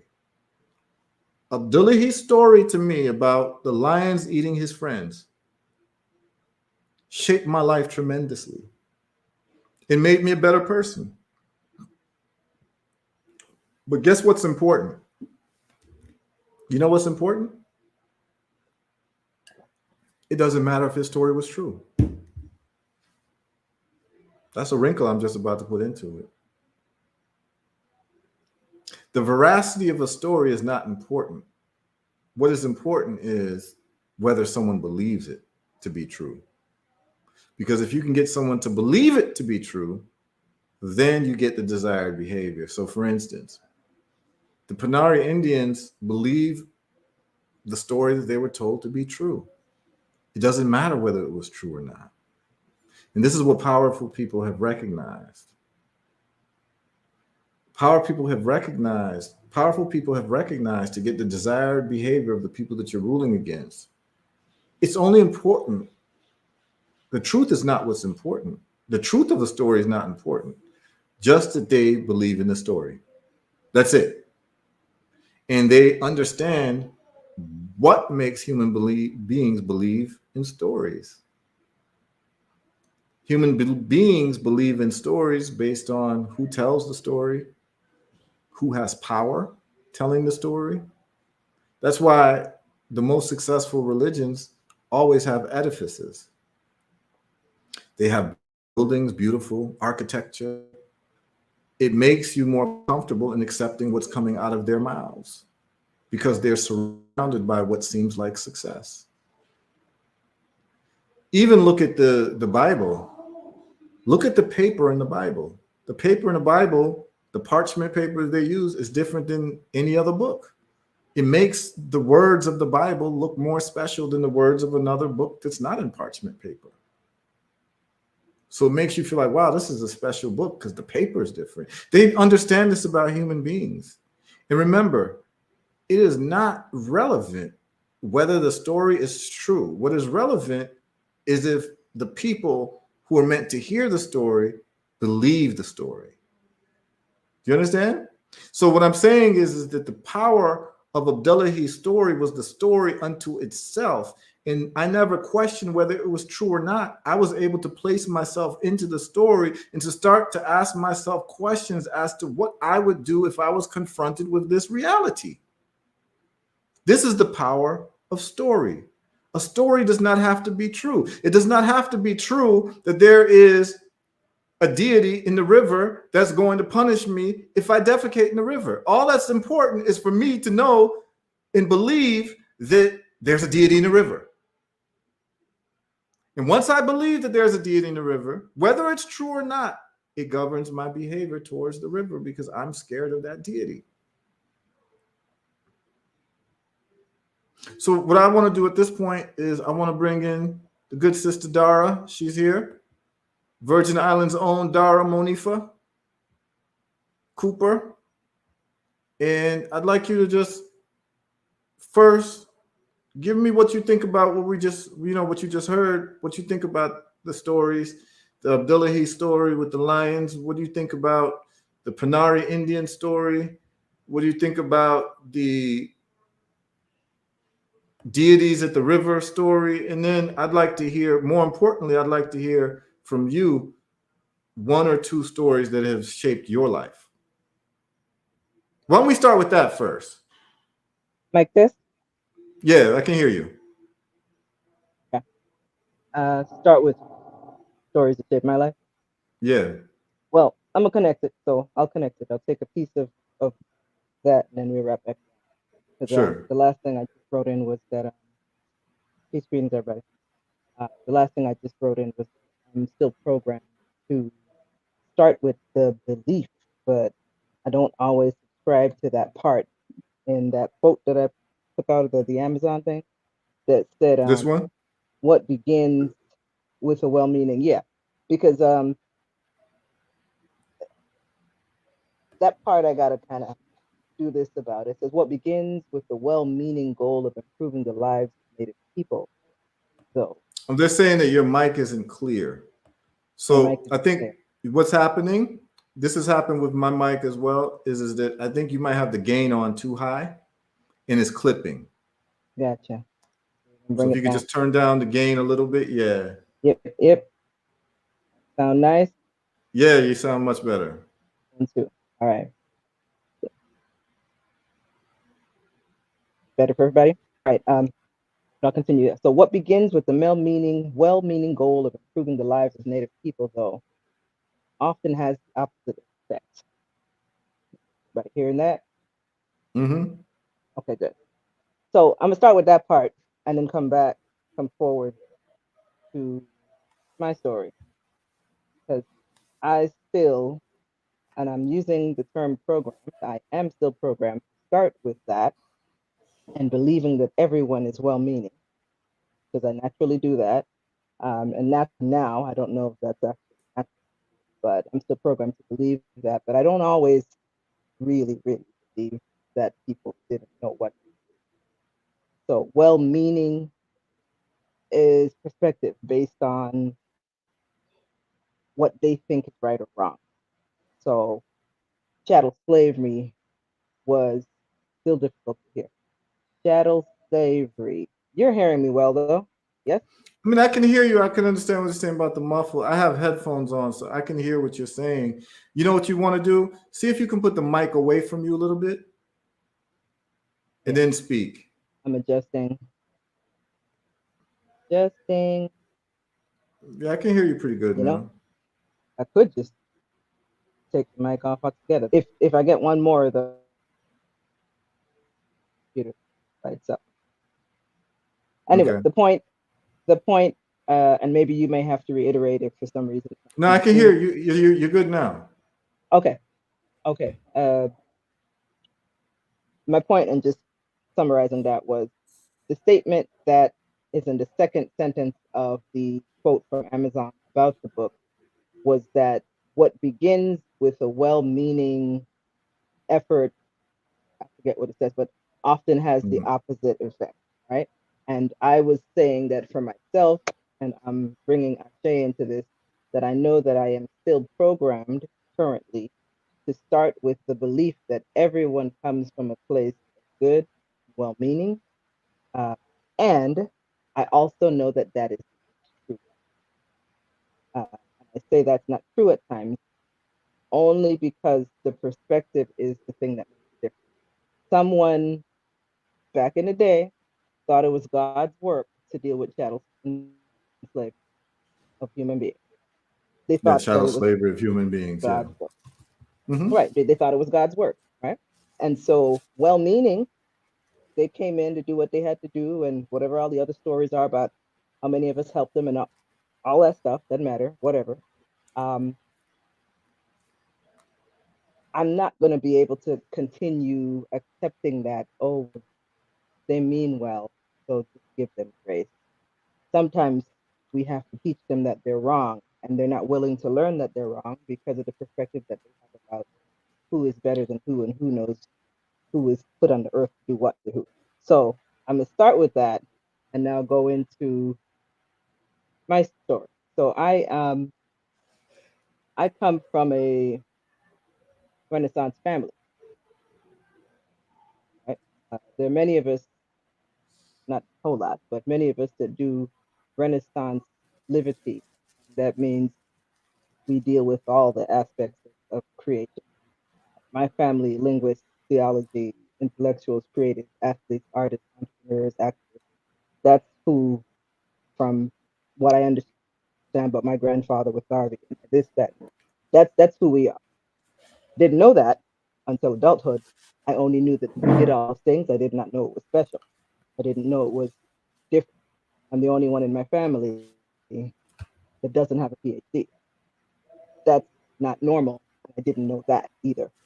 So my background is that, but I was raised in a physical location where the only thing separating our home from the project, from the ghetto, was a gate that you could walk through whenever you wanted. You did.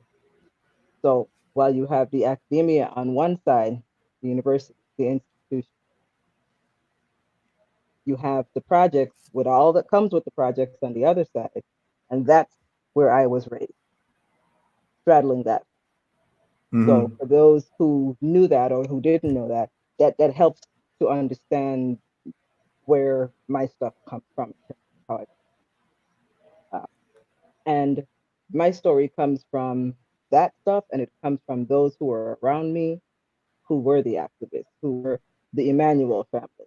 You know, the I wasn't there when Dr. Lesmore Emmanuel was around and did what he did uh, in raising the conscience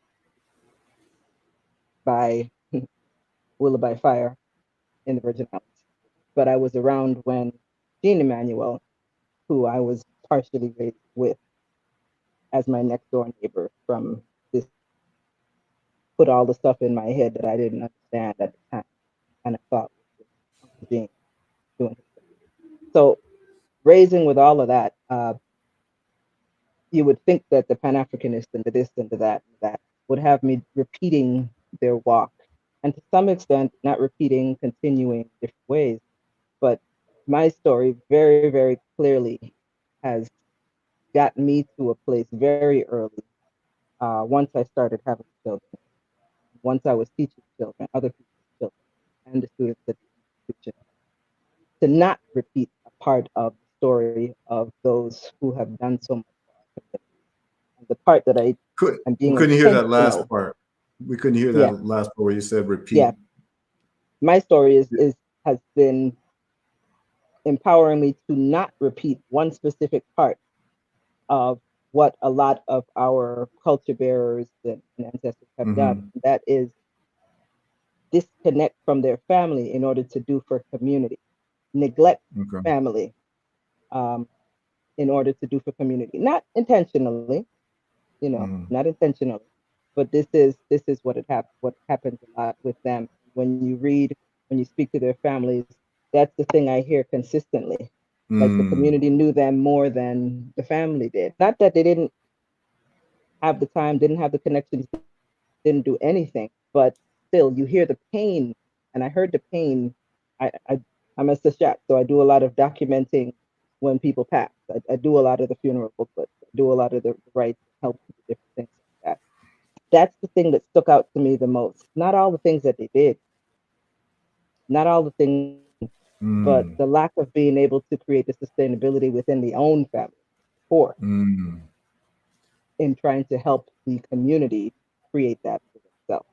So that is a major part of who I am continually learning to be mm, and learning to do mm. for us, and in ways that come out a little sideways here and there and upside down because it needs to come from all sides. But I've learned to educate through love, not fear. So I'm not You froze up right there. Um, Dara's the computer. fire burner. Here we go. Yeah, it Back froze up. up a little bit. Yeah, Okay. you're good now. Okay. So I'm in a interesting place. So, so but I know my place. I am not a fire burner in that light, physical, practical sense of it. Um, I know where I usually stand, and my father the same way, based on the stories that I've heard of different revolutionary things that have. And we each need to know our strengths so that we don't try to do everything that is not for us to do. And so I knew that I can't keep the pattern, and we need to create a new formula for the new village creation Right. continuation. So that's who and where I come from. Foundation of educating through love and motivating through love and disciplining through love, not fear. For some of the same reasons that you spoke about in the methods used with the religion. That's Mm-hmm. based on fear. You got to have guilt. You got to have all those things. I tend to do the reverse of that, but the reverse at the same time as using guilt isn't the right word, but I'm going to use it anyway through love. So sacrificing certain emotions and certain other things so that my children, for example, or those that I've helped to mentor, they would feel fear, feel guilt in doing certain things, not because of anger or consequences that are painful in a stereotypical disciplinary way, but because they don't want to hurt you, because they don't want to disappoint you. That is more the approach of how I function. It doesn't work for everybody. I'm good with that, but I'm not supposed to teach everybody either. So for other people that need to learn from other methods, I got my fire burning people, and we got Mm-hmm. people, and we just, everybody needs an IEP. So we just need to know who learns how and who needs to learn from who. So What do you mean by IEP? individualized education plan. Now there's Okay. a connotatively, it's looked at negatively by many who don't understand the purpose of in the school system, because a lot of people who have IEPs, a lot of children are usually the challenged ones in one way or the other. And what they end up creating for those who are struggling or having behavioral issues are a little village of educators and counselors and therapists that try to help them get through. But if we all had that, everybody would be better off because we all learn different. So when I say everybody needs an IEP, we all need to know who we are, how we learn, what our purpose is, what we're supposed to be dealing with, so that we can have the right support and not just be doing the stereotypical read, write, arithmetic from the same book using the same math pictures. That's all I need about that. Mm. So I'm gonna pause there. Um, and you wanted to ask me something else, so I'm gonna stop right there so that I can. Right. So, what I had asked you was, the stories that have shaped your life the most. And you gave one of them. And I think actually, with a lot of us who've been in the activist community, we've heard those types of stories, right? the stories of Malcolm X, how his children never got a chance to know him because he was, you know what I mean? He was always doing his thing. We hear that in the lives of musicians as well, who are always traveling, right? But here's a story that you'll be familiar with. And as you were bringing up your story, you didn't go into deep detail, but I'm going to give you a detailed story that I think you'll appreciate.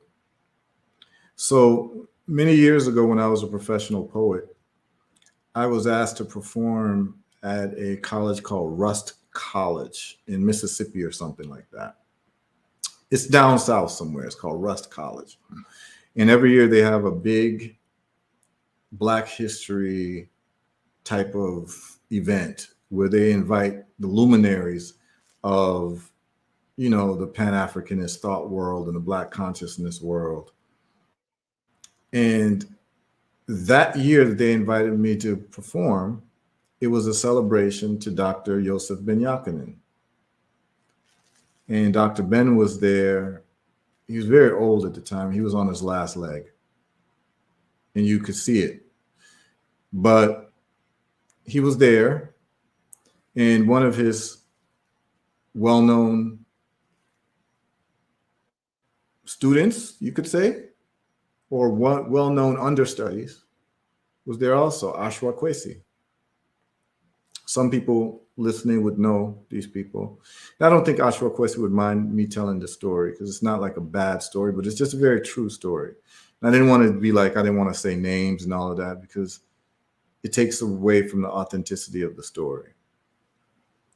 So I don't know. So I performed and, you know, they loved it.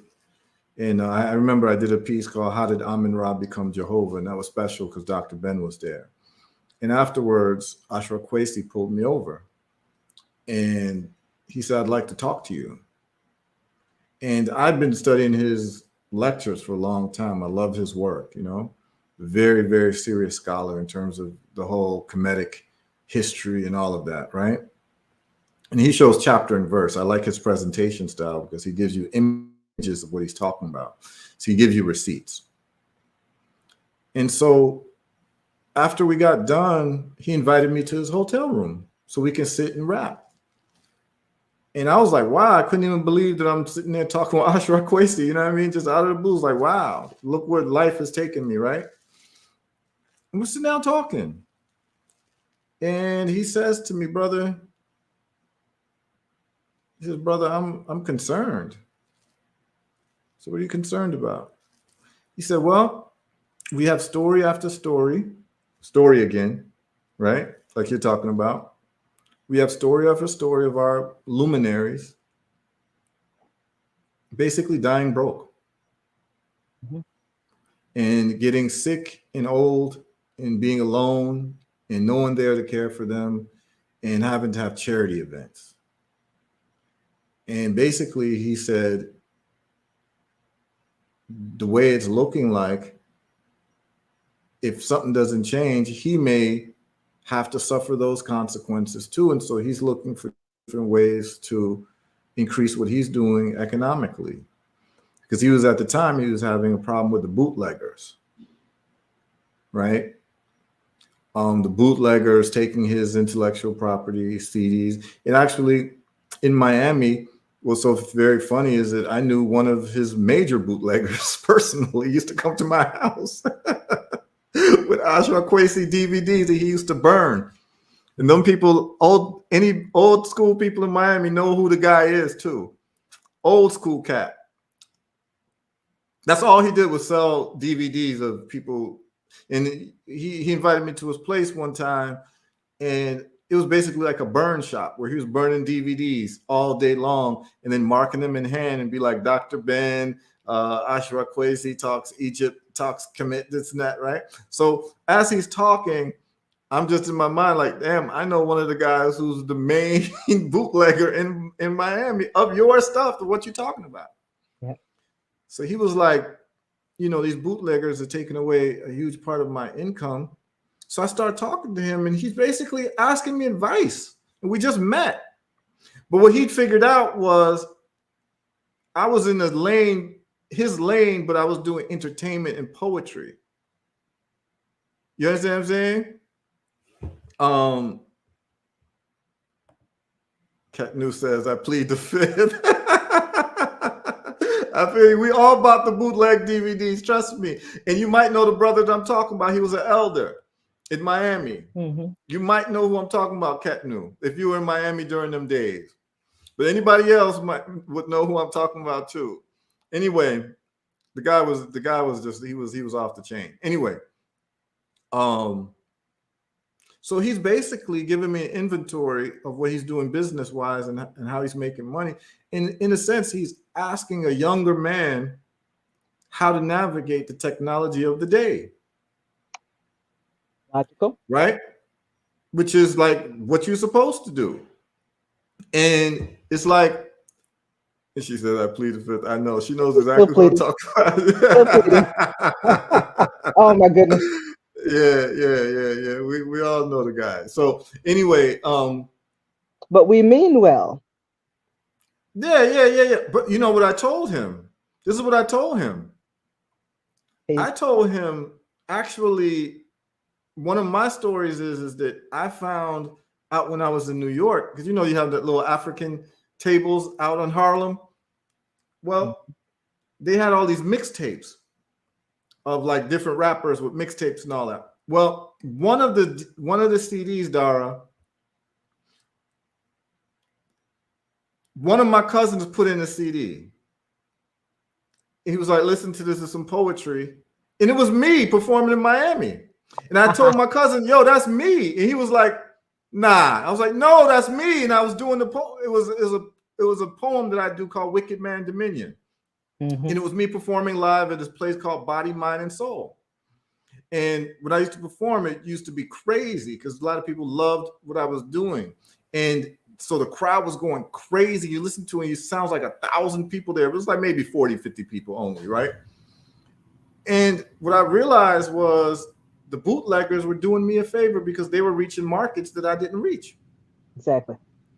So I was trying to tell him, look, I know you're mad at the bootleggers, but I want you to look at it differently. The bootleggers are actually the only reason why the bootleggers are making money off of your stuff is, number one, it's valuable. Bootleggers are only in it to make money, and they're not going to bootleg anything that's not going to make them money. So that's number one. What you're doing is valuable to an audience. And two, the only reason why the bootleggers are finding their stolen or your stolen property in other people's hands is because they're reaching markets that you haven't reached. They've gotten your product into customers' hands that you haven't penetrated yet. Mm-hmm. So he started thinking about it. And I said, so what the bootleggers have done for you, I'm sure you get an increased speaking fees and, request to speak. That's the bootleggers. Right. So, I was breaking certain things down to him from my perspective. Mm-hmm. But the running thread was the fear of having his life story end like many other of these scholars. This is the power of the story. Now, when he told me this, that's when I became more serious too. Because I started seeing the direction of the wind and I'm like, yo, I can't just be doing poetry and making money from doing poetry. This is not sustainable. I've got to have different modes of income besides traveling and getting paid when I travel. Like even the whole selling CDs, that can be problematic to have digital downloads. So yeah, the bootleggers are doing the promotion and the marketing. Right. Exactly. So what I started doing was I started bootlegging the bootleggers. So what would happen was that the bootleggers would have certain of my performance that I hadn't recorded. So I would pick that and copy that and sell that. I would sell the copies of the bootleggers bootlegs. You know what I'm saying? But the point of the whole thing was that at certain parts, those of us who are in activist communities and consciousness raising and teaching and trying to give our people history and cultural awareness and all of that, we end up dying broke. Yep. And those stories, we're replete with those stories. And those stories should be guiding lights for us to do something different. You Right. understand what I'm saying? So it seems like what you're saying is you heard the story of the activist, and that is basically a quintessential story of the activist who gives everything to everyone except their family, Correct. right? They make themselves to everyone except their family. There's, they make themselves available to everyone. They're everyone's person. They're everyone's property, but the family loses out on time with that person. Right. So that was the story that got you to say you're going to do it differently. Yes, Yep. And then and that, one last piece. When yeah, you go finish, I'll ahead. share the No, other no, go side of the ahead. No, story. no, go ahead. So Go ahead. so I got that piece, but I also got the most important piece, which and I'm going to put most on it because I'm giver and reverent. My father, coming from St. Kitts, right? His father, Garveyite, with Garvey, doing all the movements and the traveling and all of that stuff. Trickled down to my father, all the businesses and everything. Left St. Kitts, New York, to school, to this and that, to the Virgin Islands, back and forth. Went back to Princeton, got the PhD, linguistics, all the stuff, come back. So, poor boy from Caribbean island now has house on hill. It's not the story that's typical of poor boy from the Caribbean. So I got to see the juxtaposition of Jean Emmanuel on one side of my wall, literally, my father on the other side, and the decision that was made to sacrifice some of the activism to build wealth and to build Mm, sustainability for the family, intentionality. I got to live in that. So mm, while I'm seeing all the other stuff, I'm also seeing the example of another side of that. It's not the total side, but all makes the whole. So I was able to live both. And so the entrepreneurial piece was big. We can do it all, but we just have to figure absolutely. out strategy and who needs to do how much of what. And it can't be one doing all of all. So the math has to. And so for me, that biggest piece that I did not appreciate growing up, did not, could not. It's all I knew in terms of inside the house. It's all I knew was everybody has a business. I had businesses from elementary school. My sister, everybody has a business, but it was normal, and Hmm. moving and moving up the hill and have the house with the view, and that's not the norm. And again, I was the one person in the family that did not have the appreciation for academia. Had all the stuff, didn't care for the titles, still don't. I respected people in the projects more than the people in the classroom, still do. It's one of those things. So that juxtaposition helped to form the story that I am still learning so that I can Mm, help to recreate. And I'm seeing it now in my children. I didn't recognize it again up until the past 5, 7 years or so. None of my children finished school. I didn't finish school. Now, I say that, and people take that in a way that I don't understand. I want to clean that up. We all went to college. We just got out of high school early because didn't see the point.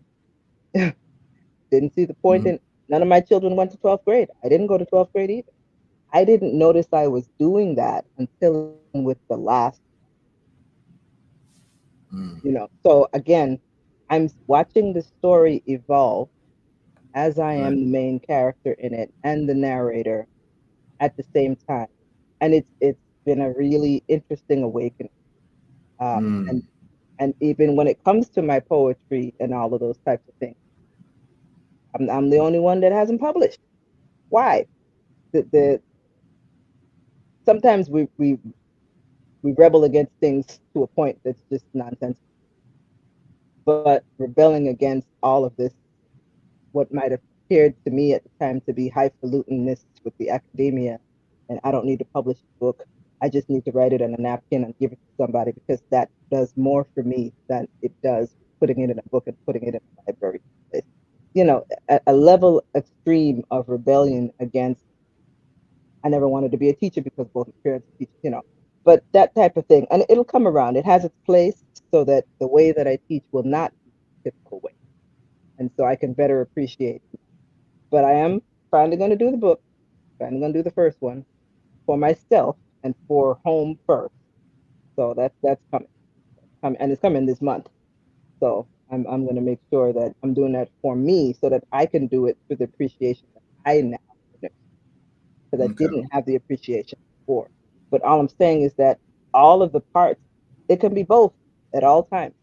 All the parts have to have their place, but we don't always appreciate to know the level to raise them to their place. Right. Right. And I think that's why it's important. You know, one of the things that I try to do, and I think with children, and not just children, uh, adults who have not experienced winning. Because you see, everything that I'm trying to do here is trying to get to the brass tacks of what is the psychology of winning and what are the ingredients of it. Mm-hmm. Now, what's really interesting about psychology is that when you study psychology, they'll give you like a psychological diagnosis of someone like a narcissistic personality disorder or someone who has, and they'll give you the traits Right. of a narcissistic personality, right? It might have 5 different features. But what's really interesting about the description, many times, is actually the ingredients for the recipe. Correct. What do I mean by that? What I mean is that if you want to create someone who's a narcissist, Mhm. you put them through these things or you have them embrace these particular things. You can actually create. So a lot of when you read psychological manuals and psychological books and they tell you, oh, this person has, you know, depressive disorder, they have this or whatever, and they tell you what it looks like. Actually, a lot of times it's actually the ingredients of how you actually create a person like this. How do you create a child with low self-esteem? Well, there are actually 5 different factors. And if you introduce these factors into this child's life, you can actually mold a person to be low self-esteem, high self-esteem. And as you can do that for the individual, you can do that for groups of people.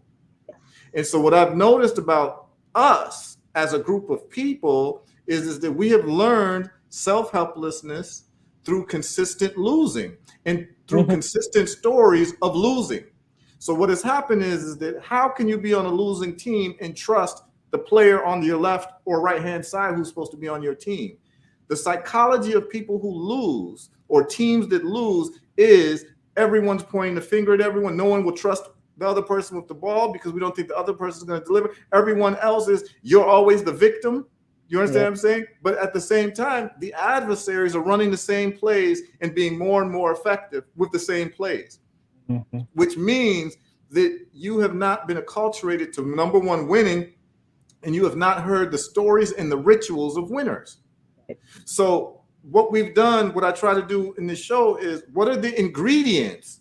And so yesterday, I don't know if you tuned in yesterday, we went over Botswana.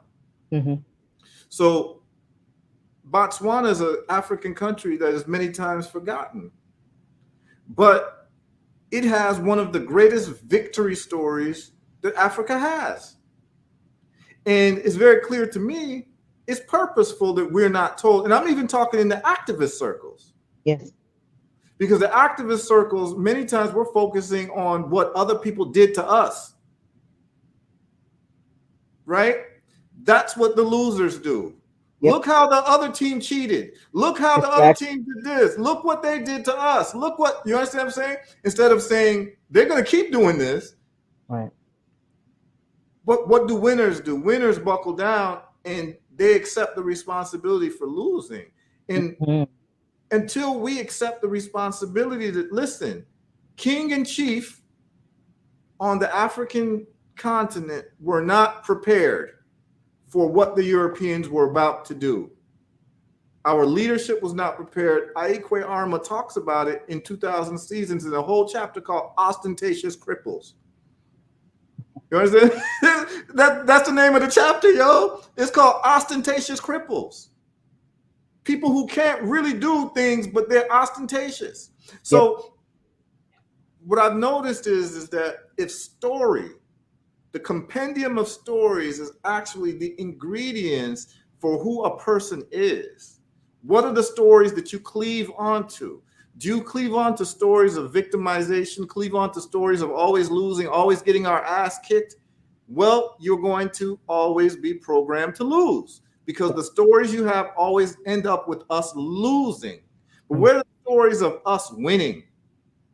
Where's the stories? How many of us know about Seretse Khama of Botswana? Very few of us know that name, but we know Kwame Nkrumah. Right. And I'm not disrespecting any of these people. I'm just calling it as it is. Kwame Nkrumah lost. He was overthrown. Patrice Lumumba lost. He was killed. He wasn't able to do everything that he wanted. Thomas Sankara lost. He was killed. It does not take away from their greatness. But what I'm saying, right? Garvey lost. Garvey never made it to Africa. He was killed. Malcolm X lost. Malcolm. He was killed. Martin Luther King. These guys were killed very young. But these are the stories that we've absorbed and have our made into our identities of heroes. What happens if your superhero is always dying? Right. Your Superman is always getting killed. Does that make you want to become a Superman? No, only if you want to be a martyr. Oh, you see, it says martyrs. Yeah. Exactly. Yeah, exactly. Only if you want to be a martyr, but that's not good enough. Being a martyr is not good enough. Being not sustainable. Successful is what we have to measure things by. And what I'm saying is that as I'm going through the history of Botswana, I'm seeing that Botswana in the 1960s and 70s was the second poorest country, not in Africa, on the planet. It was the second poorest country on earth. And because of one guy, Seretse Khama, in his leadership, he turned that country around to be the fastest growing economy that the world has seen, faster than Singapore, faster than China. To where today, if you go to Botswana and you're a citizen, you get free healthcare and free university education. And if they don't have the subject in their schools, they will pay for you to go to another school in another country and give you a stipend. Through education. In Botswana. You understand what I'm saying? Why don't we know this story? All of us are going to Ghana to visit Ghana. Ghana is not as successful as Botswana. You understand what I'm saying? Botswana, and it turns out Botswana is actually underpopulated. When a person turns 18 or 21 in Botswana, you get a free piece of land. The government gives you land for free when you turn 21. The only time I ever heard that was when I was in college. The guy lived across from me was a guy from Kuwait. And the guy from Kuwait told me how they get down in Kuwait. This was the time when America had attacked Iraq over Kuwait. That was the first Gulf War. This was 1990. So I get there and Kuwait's in the news and I meet a guy from Kuwait. So of course, being who I am, I want to know all about Kuwait. He tells me in Kuwait, when it's time for you to go to college, they pay for your college anywhere in the world and give you $30,000 cash a year. He tells me in Kuwait, when you get married, the government gives you and your wife a house to start your life. Now, if a country does that for you, are you not going to fight for that country? Exactly. Aren't you going to feel patriotism towards a country that gave you leave and your spouse a house? Yeah. You're going to pay for my education abroad and you're going to give me $30,000 cash every year just for spending money, walking around money? Right. No, I'm coming back when I graduate. I'm going to come help build this damn country. Exactly. With my wife in our new house that the government gave us. You understand what I'm saying? Naturally. So I heard that and I was like, yo, Kuwait's on a whole different level. Their leadership ain't squandering the oil. So now you got a situation in Botswana where Botswana actually didn't get colonized. This is what we found out yesterday. Botswana actually, you know why Botswana didn't get colonized? It was seen as a wasteland. That nothing was there. So it's nothing for them to take. Right. Later on, they found out there was diamonds. Now,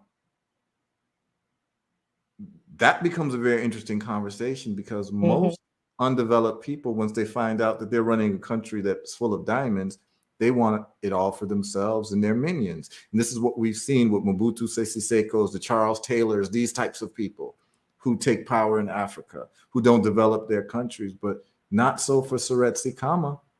Right. He negotiated with the De Beers family, which is our adversaries, definitely. Right? They're pro-apartheid and all of that. But at the time, the people of Botswana were not able to dig up all of these diamonds and process these diamonds. They needed the know-how of the De Beers. So they struck a deal with them, a practical deal of 50-50 ownership and 70% profits go to the people of Botswana. To the point where within a few years, the government finds itself in a surplus. Have you heard of an African government or a Caribbean government having surplus? Even if you were a surplus, that surplus is gone in 24 hours because all of the governmental people are eating off of that. They had a recorded surplus that they then put into hospitals for free healthcare, free education, free job training, and all of that. This is what you do.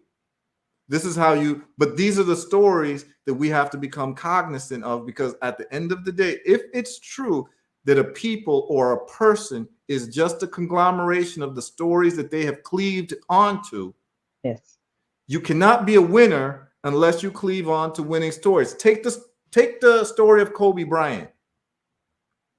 Kobe Bryant learned how to be a winner through one person, Michael Jordan. He studied Michael Jordan because Michael Jordan was a winner. So he wanted to hear every single Michael Jordan story that ever existed. He wanted to know how Michael Jordan brushed his teeth in the morning, which side of the bed Michael Jordan sleeps on, which shoe he puts on first, which pant leg he puts on first, how he does a turnaround jumper here, what's his diet. He wants to know every single thing about the story of Michael Jordan so he can cleave on to that story to not only be a winner, but to possibly be better than Michael Jordan. Learn the formula. Exactly. But if he'd been studying Kurt Rambis or people who've been losing, it would only get you. He could only go as far as the aspirations of losers. Correct. And I'm not saying that people are losing because they wanted to lose. I'm just saying that, for instance, Hannibal wanted to win, but Hannibal lost. And that, when I talk about that, a lot of people are like, Hannibal lost? Because we're given the impression that he won. He actually lost. He was defeated when he got to Rome. But we're taught about Hannibal as if he won. But then guess what happens to your psyche when you actually find out the truth? You get it's debilitating. It's depressing. Yeah. We need victory stories where we can celebrate these stories. Not our heroes getting killed. No. Superman don't die. You understand me? Superman can't die. You understand? So the point of the matter is that we've been assigning ourselves to stories that are not associated with winning. That's what we've been assigning ourselves to. So our job and our duty is to find out authentic wins wherever we can and adopt those stories into our lives as individuals and as a people, so that we know what the template is for winning and understand what the temperament also is for winning. Right. That's why these stories are so important. That's why we have to start tracing in our own memories what stories had us go softer or go weaker. What stories motivated us? What stories demotivated us? What stories shaped us? And what stories ruined us? everybody has to do what I call self-inventory and also a self-audit. Every 3 to 4 months, I do an audit of myself to figure out more about me, what makes me tick, what makes me happy, what inspires me, what doesn't, so that I can actually engineer success for myself by creating an environment and the factors and the ingredients necessary for me to succeed. You understand what I'm saying? So you can write it down. So just like I said, they may have 5 character traits of a narcissistic personality disorder, but you think that those are actually post-mortem traits. Those are actually the ingredients Right. on how you Not can make just someone. behaviors, Yes, but the environments. exactly. So winning also has that. Also, winning has ingredients. If you talk to people who are severe winners, they all say the same thing. They all are hyper-focused individuals. They don't listen to what other people tell them in terms of detractors. They have strong belief in themselves. They're willing to do whatever is necessary to get the result. So that means if they got to wake up at 5 a.m., they're going to wake up at 4 a.m. If they got to work for 10 hours, they're going to work for 12 hours. You understand what I'm saying? They're willing to do whatever's necessary to get the result. These are people who are hyper achievers and hyper winners. And the problem is that in our communities, we haven't been exposed to these stories and the people involved. You understand what I'm saying? Yeah, So seeing the that's why examples. this is why I wanted to have this conversation today about the power of story.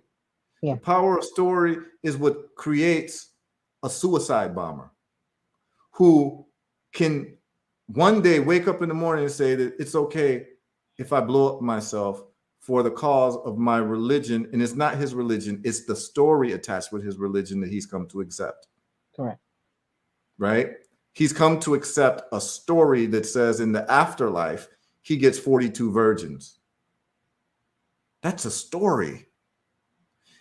Think about, and this is why like studying mythology and behavior is very important. Mythology, religion, they're all the same thing because you can't confirm whether any of these people lived or they did any of these miracles that they say that they did, right? You can't confirm it. So you just like the story. But check this out. When I was a kid, I used to study Norse mythology. I used to I think there was a good week or two I was like trying to talk like Thor, right? Like, you know what I'm saying? And Zinga said, in our community, we actually demonize the winning mindset. So we have been taught to, crab and barrel. We've been taught to, no. You can't go up there. That's not for you. Who do you think you are? Yeah. Someone asked about the name. Oh, hold on. Let's just go through the comments. But yeah, this is a great conversation. I threw it in. It's a comment. Yeah, so people on different platforms. So this is live streaming to 3 different platforms. They can't see the cross-platform. So people on Facebook can't see what's going on YouTube or Twitter. So I post it live so that people can see what people are saying across the platforms. I'm seeing all of it because I do too many things at the same time. Okay, you see them all? Yeah, I'm seeing. Oh yeah, because you're in the you're in the lobby. Yeah, Facebook. you're on StreamYard. Now on Facebook you can't see what's in StreamYard, but yeah. She says, and Zinga says, such a great chapter. Yeah, she's talking about ostentatious cripples in 2000 seasons. Wait, hold on. There was a comment before that. I want to make sure that everyone's comment gets seen. The ingredients, yeah, Abby. It's the ingredients of how you can actually create a certain type of personality or a certain psychological disposition. All of those character traits that they list is actually ingredients for how to cook up somebody to be that way. So many people have never played sports. They do not have the experience of winning. Yeah. And it's very important. Yeah, sports and other things, because the sports is one good way, definitely. But in teaching music, you get the same thing. So it just depends. Everybody ain't supposed to play sports, but you can still achieve the same results if you are a true educator. You could get it 6 stones on the ground. You can achieve the same results with any student, no matter what you have at your disposal. But yeah, you're right. You're right. I mean, in my family, and again, all athletes, right? And not just the challenge in being in a family where everybody's always winning. There's also some challenges with that. You're used to seeing your hallways and your everything with large trophies because they don't just play, but they do everything well because everything is strategized.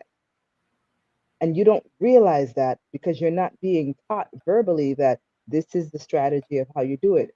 You're just doing it and you're learning everything through osmosis. So it's intentional education without telling you that you're being taught.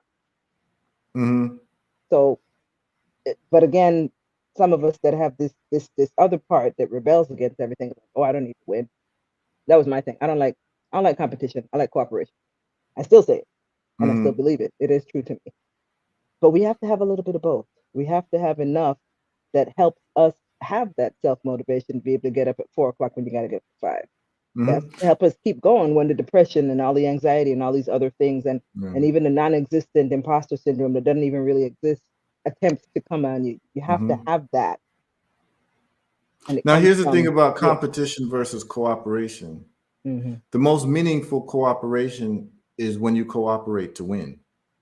So, in other words, when me and you cooperate to win together, that's the meaningful aspect of cooperation. But you know what happens to me and you if we're cooperating and we keep losing? We turn on each other. We learn to not trust each other because we're losing. Right. See, we're losing. Yeah, we're losing together. We're together, but we're losing. So you've got two miserable people who don't trust each other to actually get the thing done because we've been losing together. So even in cooperation, there's still competition towards winning. Right? Because we're going to cooperate together. We're cooperating to get some type of result. And so if we cooperate together farming, but none of our crops grow, how long are we going to cooperate? Right. You know what I'm saying? Because we both hungry and starving. We might look for other help from other people. And all of a sudden now, our idea to cooperate, I might be like, well, Dara's the reason why this didn't grow. Or Heru's the reason why this didn't grow. Or both of us together. Or maybe we just bad luck for each other. Or we just bad for each other. And this, you know what I'm saying? We start getting all these questions. Because we're losing. Losing does that. And the way people lose shows you the toxicity of losing and how losing is actually contagious as well. Losing is contagious. Thank you, Abby. Keep going. Losing creates stories. And if those stories are shared and cleaved onto, the person who gravitates towards that story and cleaves onto that story. Give you an example. In Black America, for young men, there is a story around going to jail as being triumphant. Correct. So anyone who cleaves on to that story is more than likely to go to jail. Because you've been taught that going to jail is a rites of passage because Uncle Pookie got out of jail and they had a party for him. Right. You understand what I'm saying? So these are the stories and narratives. Same with death. Same with death. Dying for the cause is also winning. So you don't fear death anymore. It's part of the medal system. Right. Right. And that's what the whole, like the US Army, they'll give you a Purple Heart and all of that. You know what I'm saying? Like I've gone, and that's what I'm saying is like the people, like you talk to military people and why they gravitated towards a story at some point in their life that then caused a certain desired behavior that made it palatable for them to go kill. Right. Right. Because, so for instance, when they were training people before they went to Vietnam, the United States, there was a whole reculturalization process of who the Vietnamese were. And it started out first with calling them gooks. Yes. Because the first thing you do before you actually kill someone, the easiest way to kill someone is to strip them of their humanity first. to dehumanize them. That's what they can do right now in Gaza. The Palestinians are not seen as human beings to the Israeli leaders. And as a matter of fact, the Israeli leaders have called them animals. See, when you start that type of talk, understand that the person is justifying slaughtering you because you're no longer seen as a human being. Correct. So you have to be accepting a story. And if you look at World War II in Nazi Germany, the second most powerful person in Germany from Hitler was not Goring, who called himself Reichsmaster, second in charge because he was in charge of the Air Force, was not the second most powerful person, even though he was in charge of the Air Force. The second most powerful person in Nazi Germany was Joseph Goebbels. He was the minister of propaganda, i.e. the minister of story. And he had a budget to create films every year to propagandize the German public as to who the enemy was and who they're supposed to be, because they were a damaged people from World War I. A lot of people don't understand what the Germans had to go through in World War I. They were ridiculed. They were embarrassed in losing World War I. They had to strip themselves of the army. They had to beg for rations. They actually had to form a thing called the Weimar Republic. That's what Germany was called for a couple. It was called the Weimar Republic that was completely bankrupt. And they were embarrassed at what happened to them in losing World War I. And World War II was a revenge tour for them. That's what World War II was about. And when you listen to Hitler talk, and I would advise anyone, they have Hitler now speaking in English through AI. So you can listen to his speeches. And what you're listening to is a man who wants to be a man who was embarrassed at what Germany had to go through by losing World War I. And that Germany was looked down upon. They were not respected anymore. They were treated like basically slaves of Europe because of what happened in World War I. And so now World War II it's our get back time. That's why they called it the Third Reich. But when you listen to the speeches, Hitler's basically sounding very familiar to me. He sounds like somebody who's been violated and he's trying to get his manhood back. And so you listen to this and you're like, oh, this is very interesting. But then he has a guy named Goebbels, and Goebbels uses the cinema to tell stories of the greatness of the past Reichs of Germany, how the French are weak. They have a poor history. These are the fights that they've lost. This is when they've surrendered. This is the Jews or the vermin. They keep infiltrating these societies and taking over the finances and this and that. So Creating he a set narrative. the table. He created a narrative. It's about the story. Yeah. It's about the story. And that brings us to, what is the story that the people are hearing in America about how life should be lived in terms of the movies, in terms of music? If you listen to the stories that are being told, moved on to, it is no mistake the type of personalities that are coming out of this generation. They're consistent with the stories that they're being fed. Yeah. Hip hop. Yeah. Like, and it's not just hip hop. Was like, listen, if Netflix don't stop trying to show me movies of a 120-pound white woman beating up 200-pound trained soldiers, Yep. I don't know what I'm gonna do. Like, if they don't stop that, what it's doing is giving a lot of women false confidence to feel like they can beat up men. Like, it doesn't, and this is what these types of things are causing, because you're watching how many Netflix shows have the female protagonist who's winning. She's 120 pounds, dripping wet, winning hand-to-hand combat against 5 trained male soldiers. It doesn't happen. You understand what I'm saying?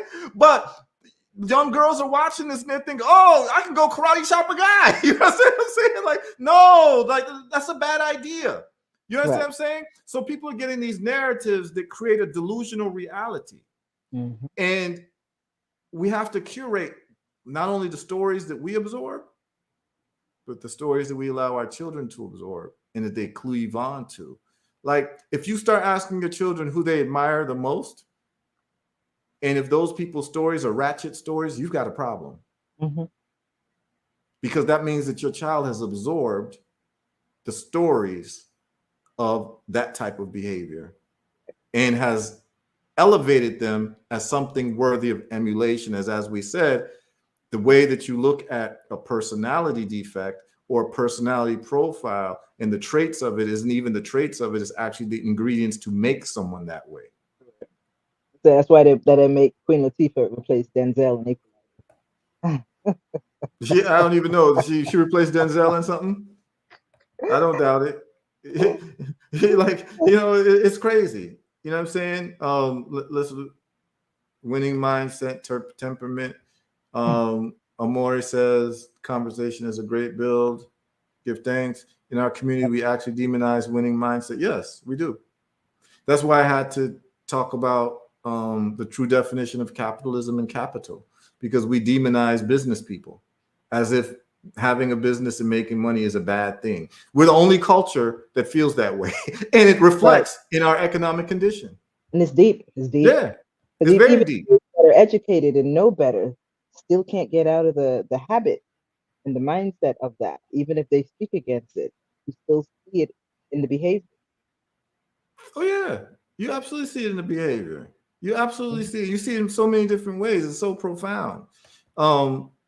A story that allowed me to question myself: going to an active Rwandan genocide village where members of various families killed other families, and now they're living together in harmony.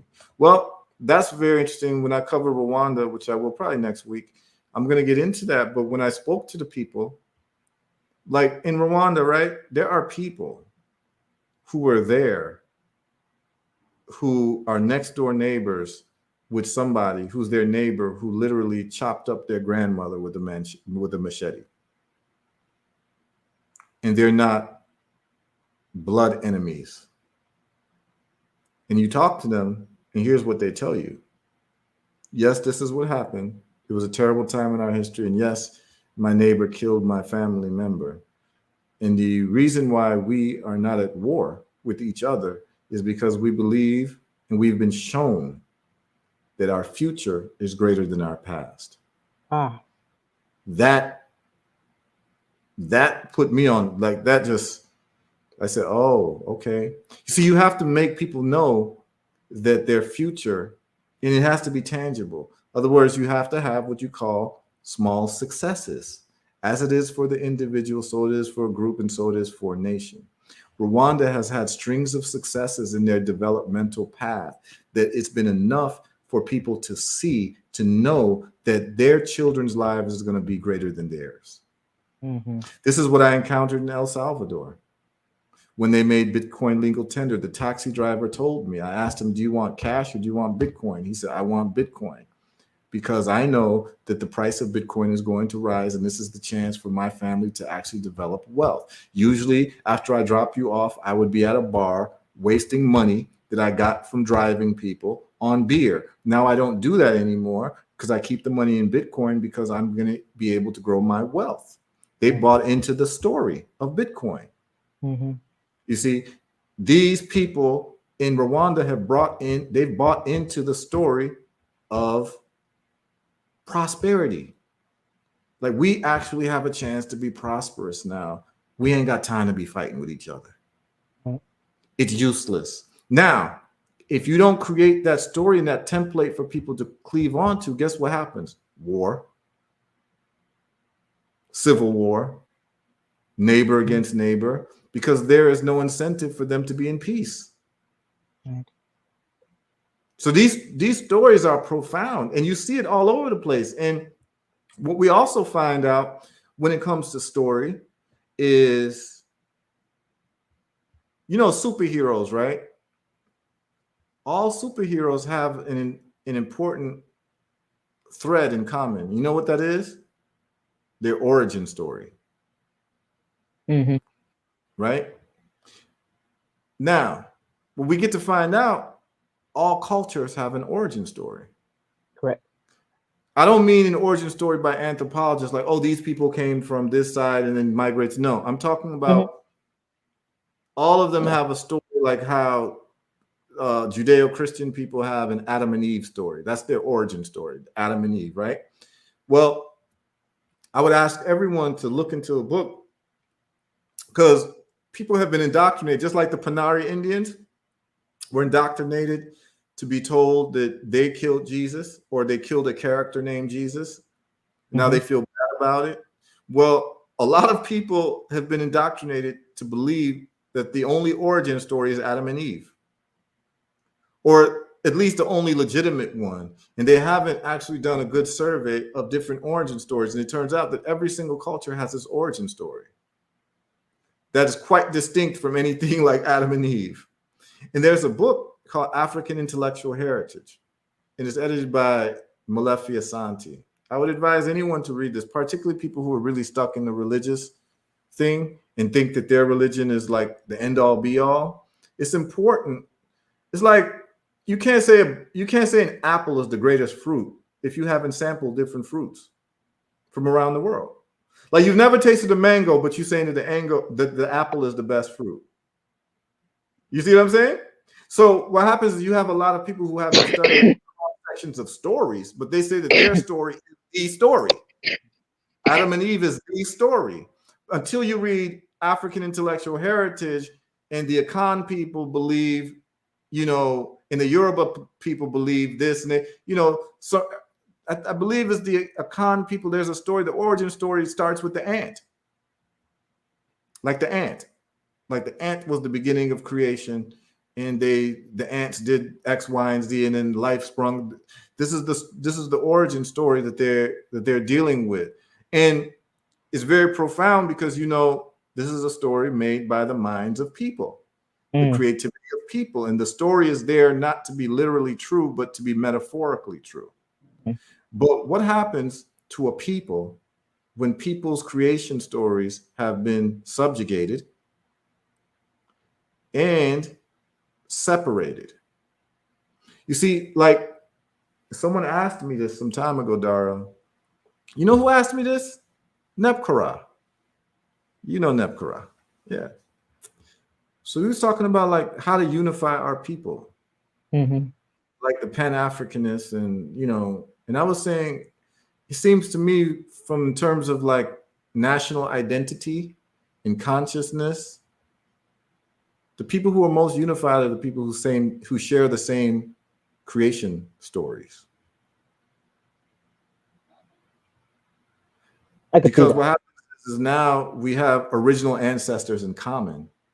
Do you understand what I'm saying? So like in Rwanda, they have a story of a man who founded the Rwandan people.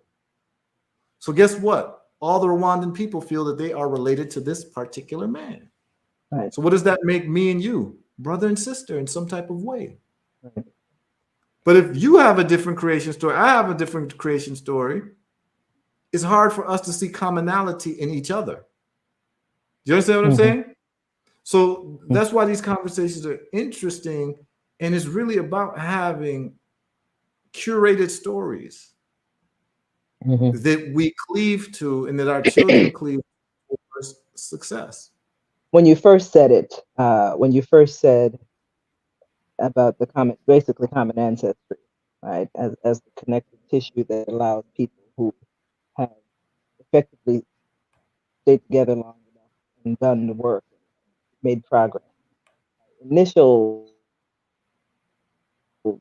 part of the thought was not needing the creation story to be the same, but needing the common future goal, present and future goal to be the same. But it needs to be all. I didn't necessarily connect the creation story because I'm in so many circles with people who don't necessarily think they have the same creation story are working together. But I can see where it will break down when there becomes conflict in some part of their creation, because that's what they hold true to themselves. So yes, thank you for that. And something else you said earlier too, I'll tell y'all offline, really is necessary, but I think it needs to be uplifted again for those who else it may hit the way it hit pause a minute. And we keep repeating it. It doesn't necessarily need to be a true story. It's more about the belief in the story and what that allows to come out of Right. us because it's giving us some grounding. Right. So that's very important. And in personal life, I need to use that. Your mic is breaking up a little bit. I Word. think the internet's breaking up a little bit. Yeah, I and I was starting to splat. I'm gonna read some of the comments. Yeah. Yeah, so let's go to some of these comments. Baba Some of them Singor are is on. earlier. Okay. Yeah, Senghor, feel free to call in, Senghor. It's such a beautiful story. I'm not sure what that one was about, but this was kind of back in the conversation. It was actually about 30 minutes ago. Beautiful This is a winning story about mindset. Botswana. This conversation is a great build. In our community, we actually, okay, yeah, we read that already. The story that allowed Yeah, me to we were question, talking I read about that already. Botswana. Yep. And then said, it had me questioning my morality. Hey, hey, Abby Smiley. Hey, hey, back at you. And then I'm wondering if they are strong for forgiving or weak for forgiving. That's I mean, I thought. yeah, I think that here's what I think. I think that without context, you would think that they're weak for forgiving because you know what your emotion would be. But they're strong for forgiving by showing what you would call discipline, because their discipline is not for themselves, but for their future progeny. So Right. because of that, I would say that they're strong because they're not going to act selfish to take revenge, because that's not going to do anything positive for their children or their grandchildren, who are actually now the citizens of a prosperous country and a prosperous future. See, people, if you want to get people to behave, let them think that they got prosperity waiting for them. Right? Or that they Right? don't. Yeah. Or yeah. Like, like they'll say, this billionaire grandfather leaves $10 million for, his grandchildren, but only after they turn 21 and they have a degree in something. Right? Well, guess how motivated those kids are going to be to finish school and make it to 21. You get what I'm saying? Right. They're not going to be very nihilistic. Let's put it that way. They're not going to join a death cult at 18. No, they're going to want to make it to 21. You get what I'm saying? Yeah. By the time they do all of that for themselves, they may not even want it anymore. Yep. They might not, but they'll take it. Yep. If you cook food without love, it's not to be in your body. It's a metaphor. It's real. True. At Dara, so you must have said something. She said true. Amori Karama says, wow. I'm not sure what you said wow to was some time ago, but you can feel free to comment on what made you say wow. Abby Smiley says, yes, we have to trust us all. Forget competition, cooperation, and collaboration. Need moments of success to continue to move forward. Absolutely. Yeah. You have to have small successes because it does something to your dopamine. And your reward systems. And that dopamine needs to be triggered every now and then to keep you motivated to endeavor into the same activity. Losing is a big mess. It is. Losing is a big mess, and it has wide-spreading implications, not for just you, but for your children and your progeny for the next 10 generations. Losing is the worst. Love this. Dara says, love this. Fuels the momentum and motivation to move forward to win. Absolutely. Abby Smiley says, damn. I don't know what you said damn about, Abby. And I know, I'm reading this. You said it about 20 minutes ago. You can enlighten us what you're saying damn about. And then Montego says, that is what they're doing also in rap and dancehall music right now, making them look like degenerative people ready for the purge. Yeah. because they're ingredients to create degenerative people. And a degenerative person, one of their traits would be that they listen to degenerative music. Right? That's what they do for entertainment. That's one of the traits of being degenerate. Your entertainment is degenerate. That's what makes you happy. That's what makes you get up and dance. A budget to fund lies for them is considered a good investment. Abby Smiley says a good friend of mine in St. Thomas were veterans, and their stories one was they gave a gun and told me to shoot people. He said, I never wanted to kill. I was just a cook. I hid. I told him I feel you hid under my couch hearing the shots. Feel I hid under my hearing the shots. Smiles. Laura Craft. Yeah, Laura Craft, Superwoman. That's the 110-pound woman beating up all the grown ass muscular men who are also soldiers. Yeah. My confidence is definitely up by 1,000. Ha ha ha. That's what's up. That's why they make Queen Latifah replace Denzel in Equalizer. Oh, that's what you referred to. Right. Okay, so she replaced Denzel in Equalizer? I didn't know that. I didn't know that either. But that's that's what you were reading what he said. Based on the point. It was based on the point. I didn't know that. And that is what has to stop. Yeah. Children should not see this. No one should. Can't it not be a story but reality of us doing what we know to do? Origin story. Yup. Same difference, Abby. True or not. What is effective is the belief in it. Exactly. Whether it's true or not, it's really the belief in it. And we know that. Like, we know that all day long.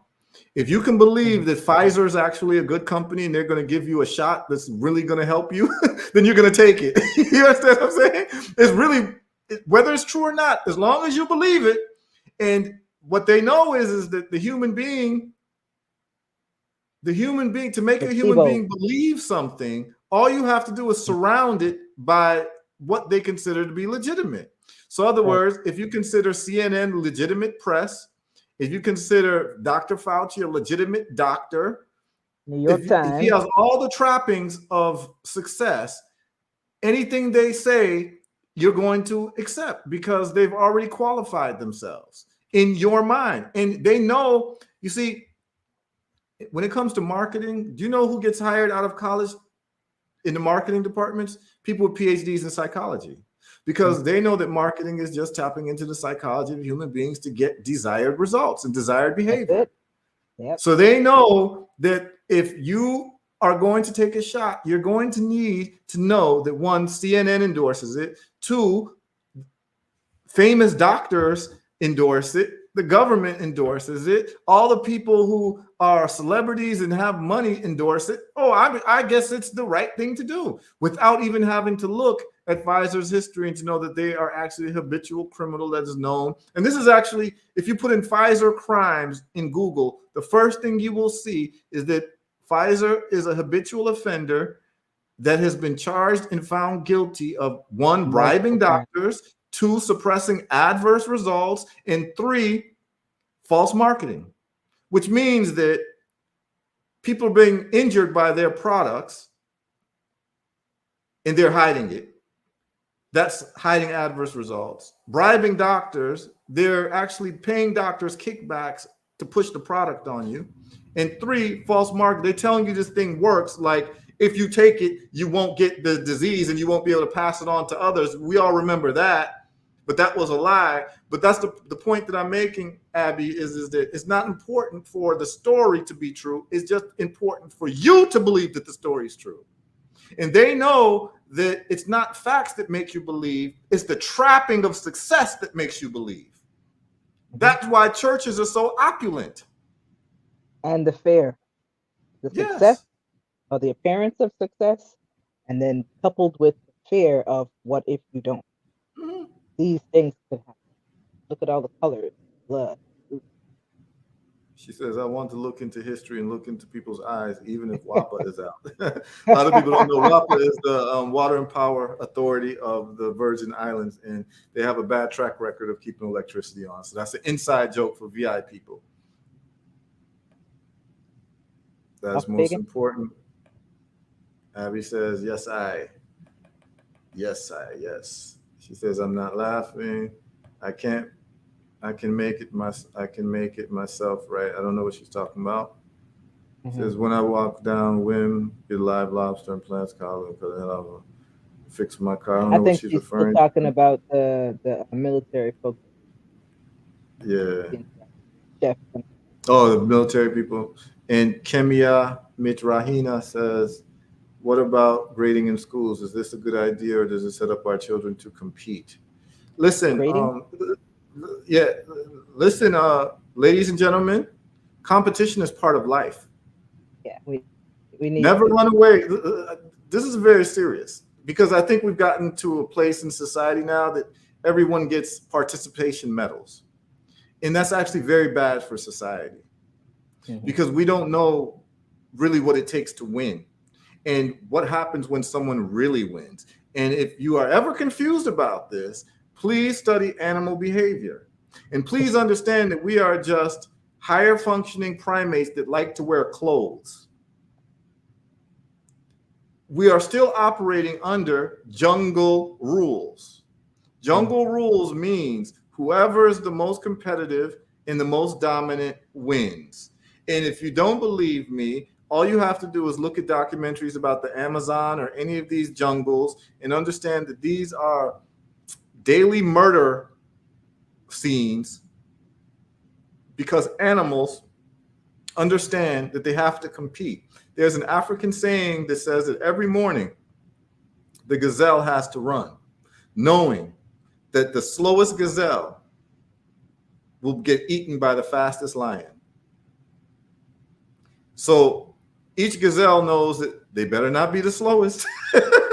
And this is the daily reality of a gazelle.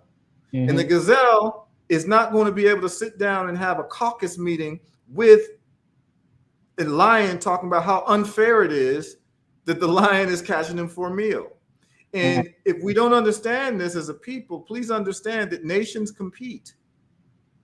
China understood this. This is why China said that we will never forget the Opium Wars. I explained the Opium Wars in one of the lives.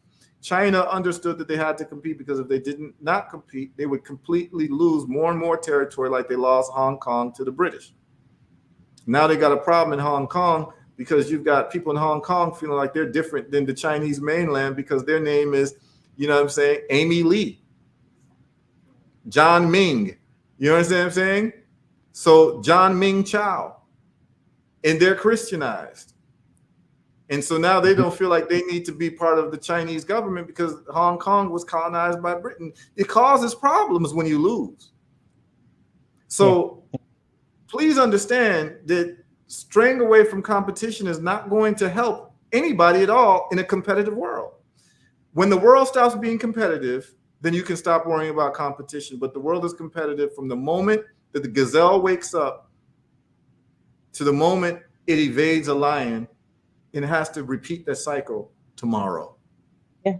We're my better story, than like I said earlier, like I went through a lot. Of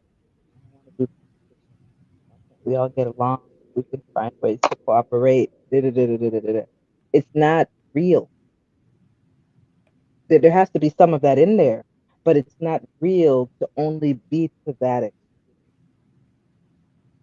It can't work this way. You end up not allowing yourself to get up to a certain place. I've seen most of the decades. You don't allow yourself to make money. You don't allow yourself to get what everybody else around you is telling you that you know you can get. You don't want anybody. It's a farce. It's a farce. Yeah. All of these it's a things are farce. tools. All of these things are tools. None of them have to change you for the better or for the worse, but they're tools based on the game that you are determined. If you're here on this earth, in whatever form that we may be, there's games here.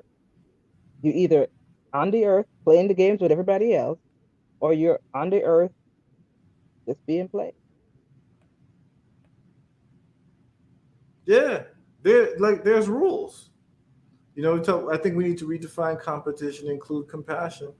Yeah, I mean, and look, uh, that's a very feminine perspective, because what you find out with like femininity, like the games that young girls play, are usually games of inclusion and cooperation, and not games of competition where boys play games of competition.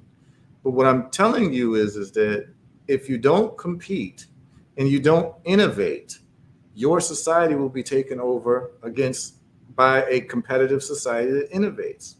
So you've got to have your engineers in a competitive environment, because the roads got to be built better. The cars have to be built better.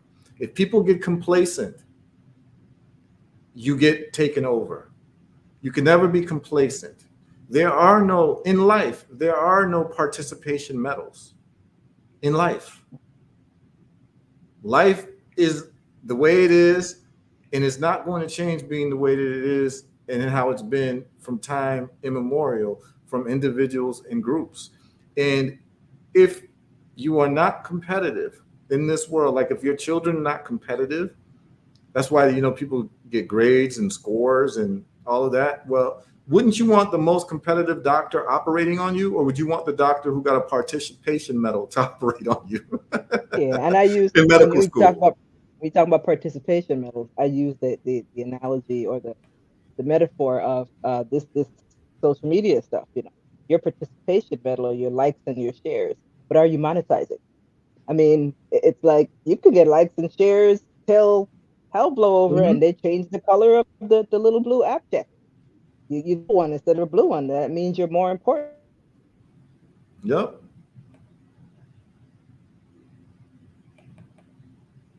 You're more influential because we're still on somebody else's app. Yeah, absolutely. And I talk about that too. I definitely talk about that too. You know, I mean, these are all great conversations, and the whole point of it is for the people who are listening, y'all. It's about mindset, and once you understand the power of stories, you start to evaluate the results you've gotten in your life, and start measuring it up with the stories that you've cleaved onto, and you start to find out many times the stories you've cleaved onto are a direct reflection of the results that you have in your life. If you're going to do an honest assessment, and the stories that you're having your children cleave onto also reflect how they move in their lives. If they think that they are capable, if they think that they have what it takes to change the world, well, then they better be familiar with stories of other people who have changed the world. What you'll find out, and this is what you'll find out, most people who have changed the world studied the lives of other people who have changed the world. That's the common thread. You take someone like an Elon Musk, you can talk to Elon Musk about history all day long, but the guy is a businessman and a scientist and engineer, doing all of these scientific things. But when you sit down and listen to him talk, he's a historian, because he's actually what made him think that he could pull off the unimaginable. The unimaginable in the field of space travel, even. Like, think about that.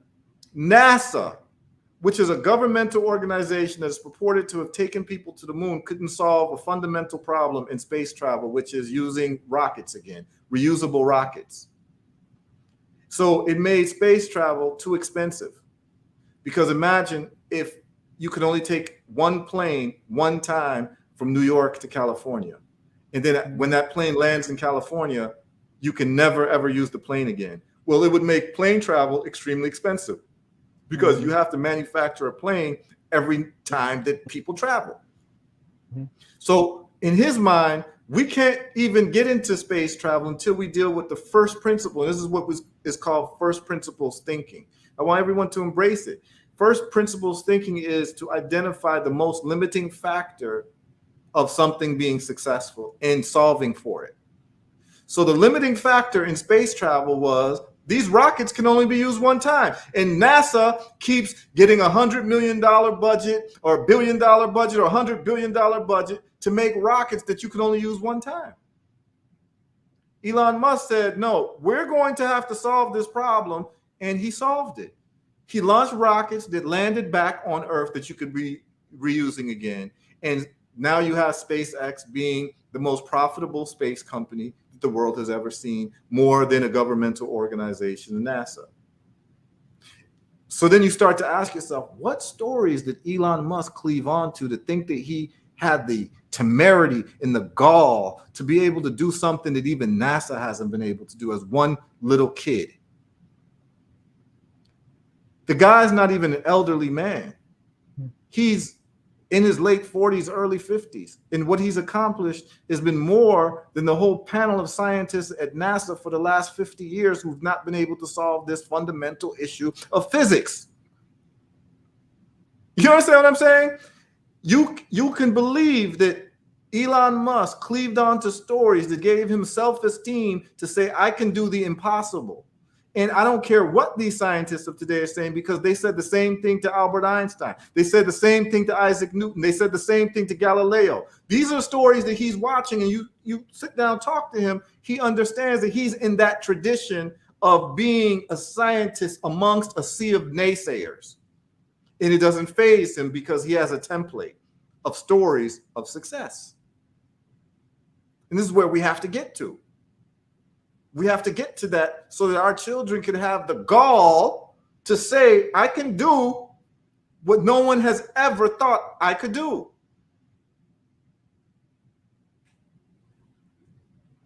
You know what I'm saying?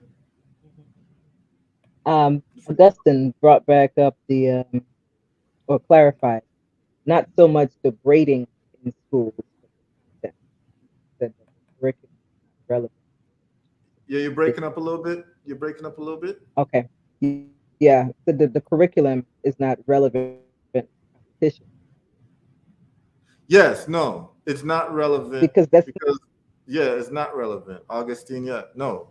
The curriculum in school is not relevant to any real life winning, right? And I'll tell you this, law school don't even teach you how to practice law. Law school does not teach you to practice law, ladies and gentlemen. Law school teaches you how to read appellate cases.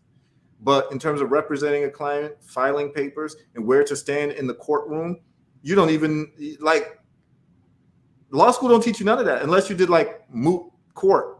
But if you didn't do moot court or moot trial, you literally don't know how to practice law when you graduate and pass the bar exam. How do I know this? Because I went through it. I remember going to court for the first time and feeling like a fish out of water. Like, what the hell did I just get myself into? You know what I'm saying? Like, yeah, I passed the bar. Yeah, I graduated law school with flying colors, but I don't know what the hell I'm doing right now. Why didn't they teach me this? Why did I pay law school tuition and they didn't teach me exactly how to practice law? And I'm going to learn how to do it now. And this ain't about no appellate cases. I got to go there and stand in front of this judge who thinks that I'm a damn defendant because I got dreadlocks, and I need to show him that I'm actually the lawyer, and he's asking me questions, and I'm standing in the wrong part of the court. The defendant's attorney is supposed to be standing on this side, not that side. You know what I'm saying? It's crazy. But the educational system, I have friends, Dara. This is to talk about what Augustine is talking about. I have friends who went to business school who call me regularly to get financial and business advice. Right. Because that's not what They have learning. MBAs. They have MBAs and they don't know how to file articles of corporation. Mm-hmm. They have MBAs and don't know the difference between a C, LLC, and S corporation. They have MBAs and they don't know how to buy stocks on Robinhood. They have MBAs and don't know the difference between stocks and bonds. They have MBAs and don't know about monetary policy. They have MBAs and don't know that the Federal Reserve is not a governmental organization. You understand what I'm saying? What I'm saying is that it doesn't the educational system that they have, particularly in America, is not one that is set to teach you how to thrive. It's only set to teach You you have to to be a supplement. good, to be an employee. And all you need to be an employee is obedient. And the Unabomber copied that. He covered that. Those who missed it, go back to the archives and look at our conversation about the Unabomber's manifesto. It's called "Why We're Addicted to Winning." Those of you all who are just tuning into this for the first time and you finding this interesting, well, we laid a lot of groundwork to be able to have this type of conversation, like a couple weeks ago. So just look into the archives of my show and go into where it says why we're addicted to winning. It is an analysis of the Unabomber's manifesto, and he talks about industrial society and the perils of industrial society and how it causes all types of psychological issues like anxiety, depression, and what have you, because of the fact that people are not engaged in what you would consider activities that have a reasonable amount of effort that gives you small success, which satisfies what everyone needs, called the power principle.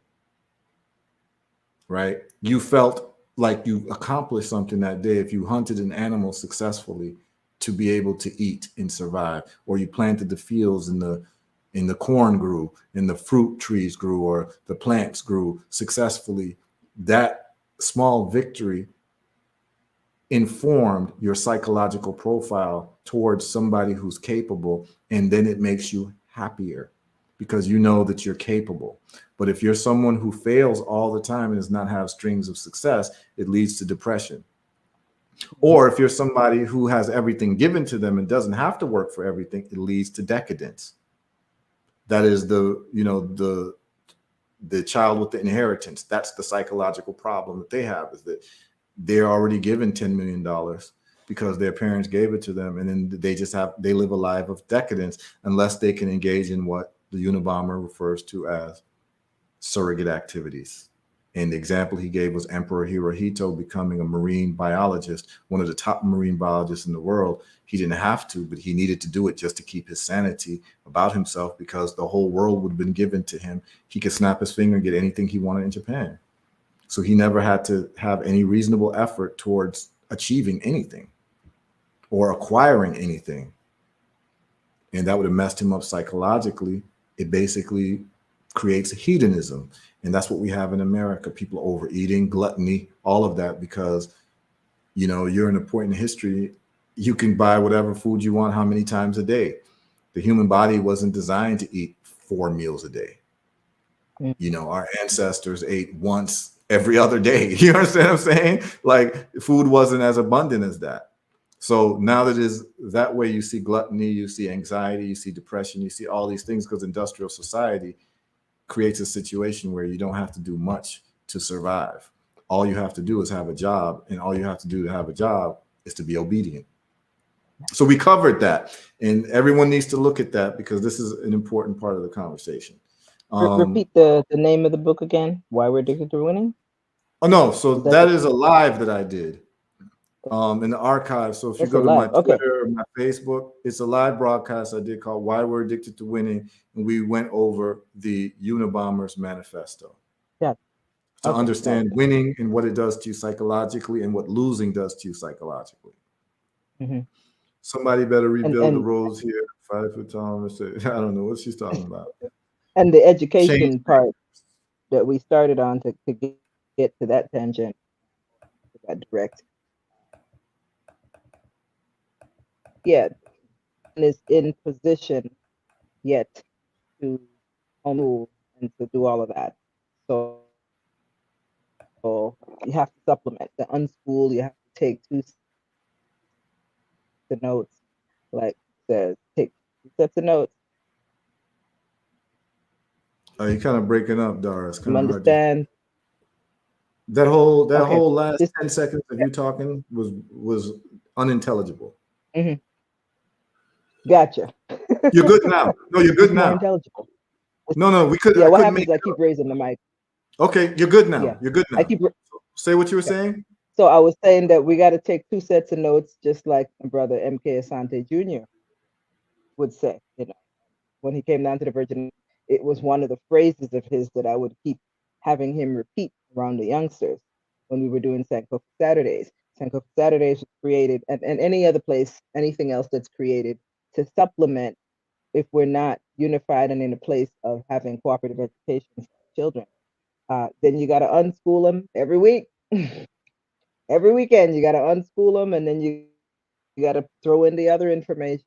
I mean, it shouldn't just be one day out of the week, but if Right. we work with what we have, the system was not taught to empower us in terms of understanding what we need to do for our future individually. It was created to make robots, systems, Yep. agreed, follow. Yep. So for those asking about that question about changing the curriculum, You broke up a little bit. You're breaking up a little bit, yes Dara. and no. Yeah, I'm seeing that. You I'm seeing broke up some for the last connectivity. 5 seconds. The last thing we heard was curriculum. Okay, we good now? Yeah. Okay. So yes, we need to do both. We do need to work on changing the curricula wherever we are.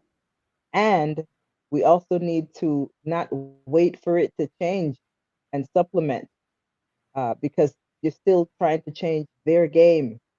You're in their game trying to change it. That takes a lot of time, energy, resources, network. In the meantime, you should be researching and pooling educational people who can help to unschool and then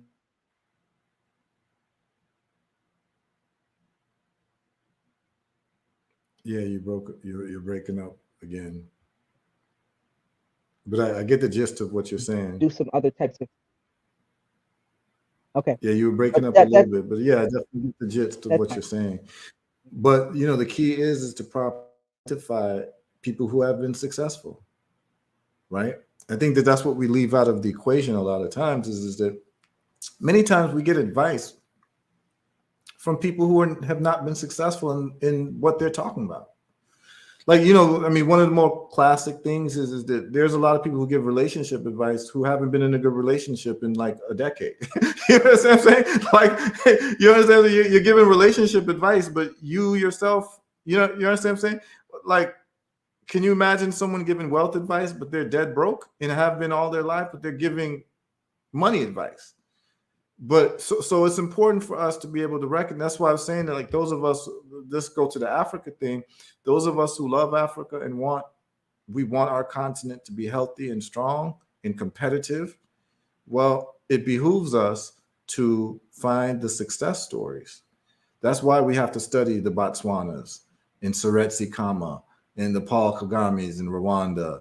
And we have to study the Lee Kuan Yews of Singapore and Nayib Bukele of El Salvador and Sheikh Ziyad of United Arab Emirates. Because these people took their countries from being, like, literally, as I talk about Lee Kuan Yew, and I say it all the time, Singapore, you see Singapore now, you would have never dreamt that 40 years ago, Singapore was a malaria-infested fishing village.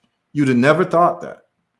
But it also shows you that with the right leadership, a whole people can be transformed. And then you start to look at the psychology of these people, and these people never ever believed that they couldn't pull it off because there was something in them where they gravitated towards winning, and they came to win. They came to win and win in an authentic way, because a lot of folks who get power, they come to win for themselves. But what happens is that your winning is limited to maybe your generation, because you'll never be in the history books. People will forget about you. 200 years from now, no one will remember Mobutu Sese Seko. I only know his name because he was such a criminal. But 200 years from now, people will be celebrating Lee Kuan Yew. They'll be celebrating Nayib Bukele. They'll be celebrating Seretse Khama. They'll be celebrating these people who have done things for their country where, I mean, Rwanda, the way, we're going to cover Rwanda next week. The way Rwanda looks and how beautiful it is and how organized it is, you would never know that in 1994 there was a genocide in that country. You would never know. You would never know the way how beautiful that the place looks. You just would never know. The point is, there are success stories, and that has to be part of our personal curriculum. And also, what I mean by personal curriculum is how you curate everything that comes into your life. The music that you listen to, is it music of winners or is it music of losers? That's why I listen to roots reggae music. It's music of winners. So um, when we talk about groups of people too, they have to be acculturated to cultures of winning. Winning is a culture. You hear famous coaches who've coached teams to success, they said there's a culture of winning. The team has a culture of winning. Real talk, you know? And if Africa's going to win, it has to have that type of mindset. And so that's where I'm at with it. The power of the story. There's many different angles we could take with this, but I think we covered some really good angles to give people something to think about. And you did a great job of kind of giving some other aspects of it too, Dara. So I definitely appreciate you calling in. Yeah, I've been being quiet for a long time, so it's the silent revolution. Yes, yes, But good I seeing know you. I had to wake up and do some other things. So I'm listening. I'm always Yeah, much appreciate you yeah, what you're doing over there and over here and abroad, the places that you don't even talk about. But appreciate what yeah, yeah. It's a pleasure. There's nothing better for me to be doing. I love the action too much. So, um, it's a pleasure. Though. I'm glad to see you're doing well, and you keep on doing what you're doing. And I know you are a beacon of light for the Virgin Islands. So I'm just happy to know that you are well and kicking it the way that you kick it. So, thank you so much for the work that you've done as well. She's very humble, but she's the founder of I wouldn't call after school, but um, what you would call buttressed education, like how Jewish people have school that they go to outside the school hours. She created a thing called Sankofa Saturdays for the Virgin Islands. And that's where children got specialized, um, what you would call, I wouldn't call it supplementary, I would call it enhanced education around culture, history, and worldview that Dara has put together and has been operating for many years in the Virgin Islands. So this is not a small person calling. This is somebody who's actually a big time legend, along with Dr. Chinzira and that crew and the work that they've done in the Virgin Islands. So we definitely want to salute Dara for the work that she's done. And many times people don't get their flowers until they can't hear that they're getting flowers, because they're no longer here. But we want to give people their flowers while they're here. I just want to just point that out. And folks who are interested in putting something like that together for their community, Dara is a good person to call. She can give you the template as to what she did in the Virgin Islands and all that it took to make it work, So big up, Dara. Do you have anything you want to share with the people, like anything you got going on, any events, any products, any businesses that you got going on that you can enlighten people about, and people can look into your business to solve whatever problems they may have? you. What a responsibility. But give thanks, give thanks. Yes, like I said, I've been uh, keeping quiet for a little bit, letting people COVID liberty be whatever they want it to be for a while, so that Mm-hmm. I could regenerate myself and my children and my family. We're between the Virgin Islands and Atlanta now. So Sankofa started Saturdays has been starting to drop some seeds in Atlanta as well, very Okay. quietly, and just with Atlanta. select young folks. Uh, so the work continues, but I am doing more on a consulting when it comes to that, exactly as you put it. And whatever the formula is, I've been sharing with those who have created similar or in alignment types of programs for young people and older people, because people want to learn right now too. So it's not even just the young people, and we got to put them together. But I am focusing on my children and my father mainly as core. now. And like I said, I'm now starting to appreciate the things that I was rebelling before through my ignorance of not wanting to succeed. So I'm getting over that. So my 45th, which is coming up at the end of this month, May 24th, I am putting up my first book of Thera poetry, specific to all of our various struggles in various ways, and letting out and hanging the dirty laundry so that we can clean it together and sew some new clothes. So that's what's up with what I'm dealing with right now. Focusing on the children, focusing on my core family, spreading out into Atlanta and many of these other places that I'm touching down into, kind of checking out. So I'm all over the East Coast, just kind of quietly checking things. Still running conch shell media. So for those who understand what the conch shell is in many different cultures, many different times, understand what that is. But as a practical application, multimedia is one of the things that we also You're taught breaking up. students in You're terms of breaking up a little bit. telling our business of documenting ourselves and telling our own story. So that was the one of the main underlying factors of creating Sankofa Saturdays. Yes, for the educational piece in terms of what needed to happen since some of the children were still in the public school system, but also because we need to show them the successes of being the entrepreneur, of being the archivist in their families and in their communities, through written, spoken, when we had the radio program, video, photography, building the websites, doing all the designing, all of that. So that work continues. It will never stop. Yes, through Concho Media, but through Sankofa, teaching other people how to do that. So that's still and will continue to exist.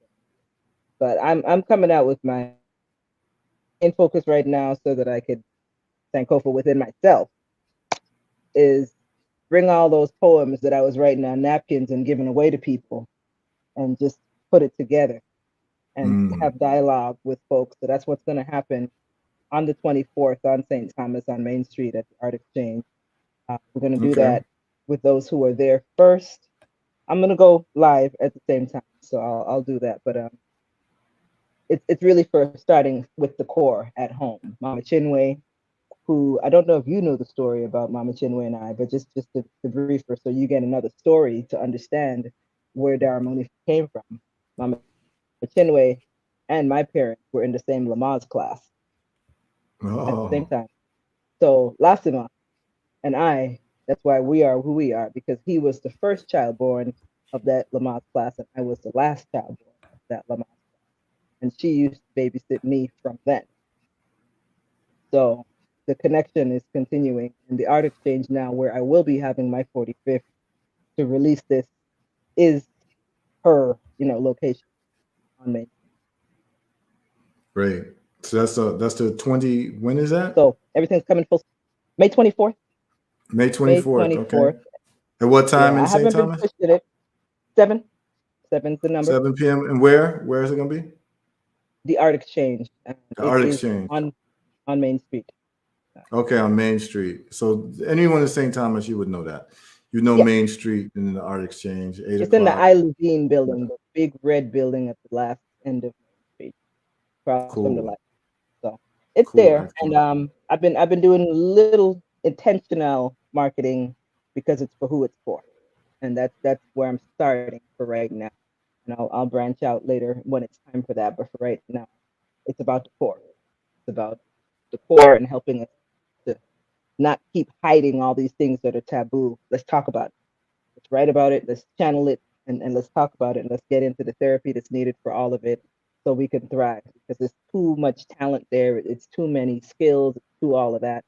And we're still acting like chickens running around without heads because we don't have consistent, sustainable focus towards building.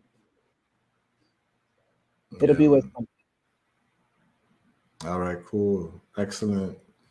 Yes, Dara. Big up to Dara. Big up to everyone who tuned in. If you found that this show was empowering in any way, feel free to hit up the Cash App, $Herbal Results. And that's the way we show gratitude here, by engaging in reciprocity. If you don't have the funds to show your reciprocity, just feel free to send a text or a message saying that you enjoyed the show. It gives me feedback and it gives me more motivation to keep on doing this and having these necessary conversations. So, thank you all for tuning in. Thank you, Dara, for calling in. And tomorrow is Thursday. You know what Thursday means, is this or that. So we're going to talk about people's preferences for different things, whether it be food, music, culture, islands, countries, cities. This or that gets really fun.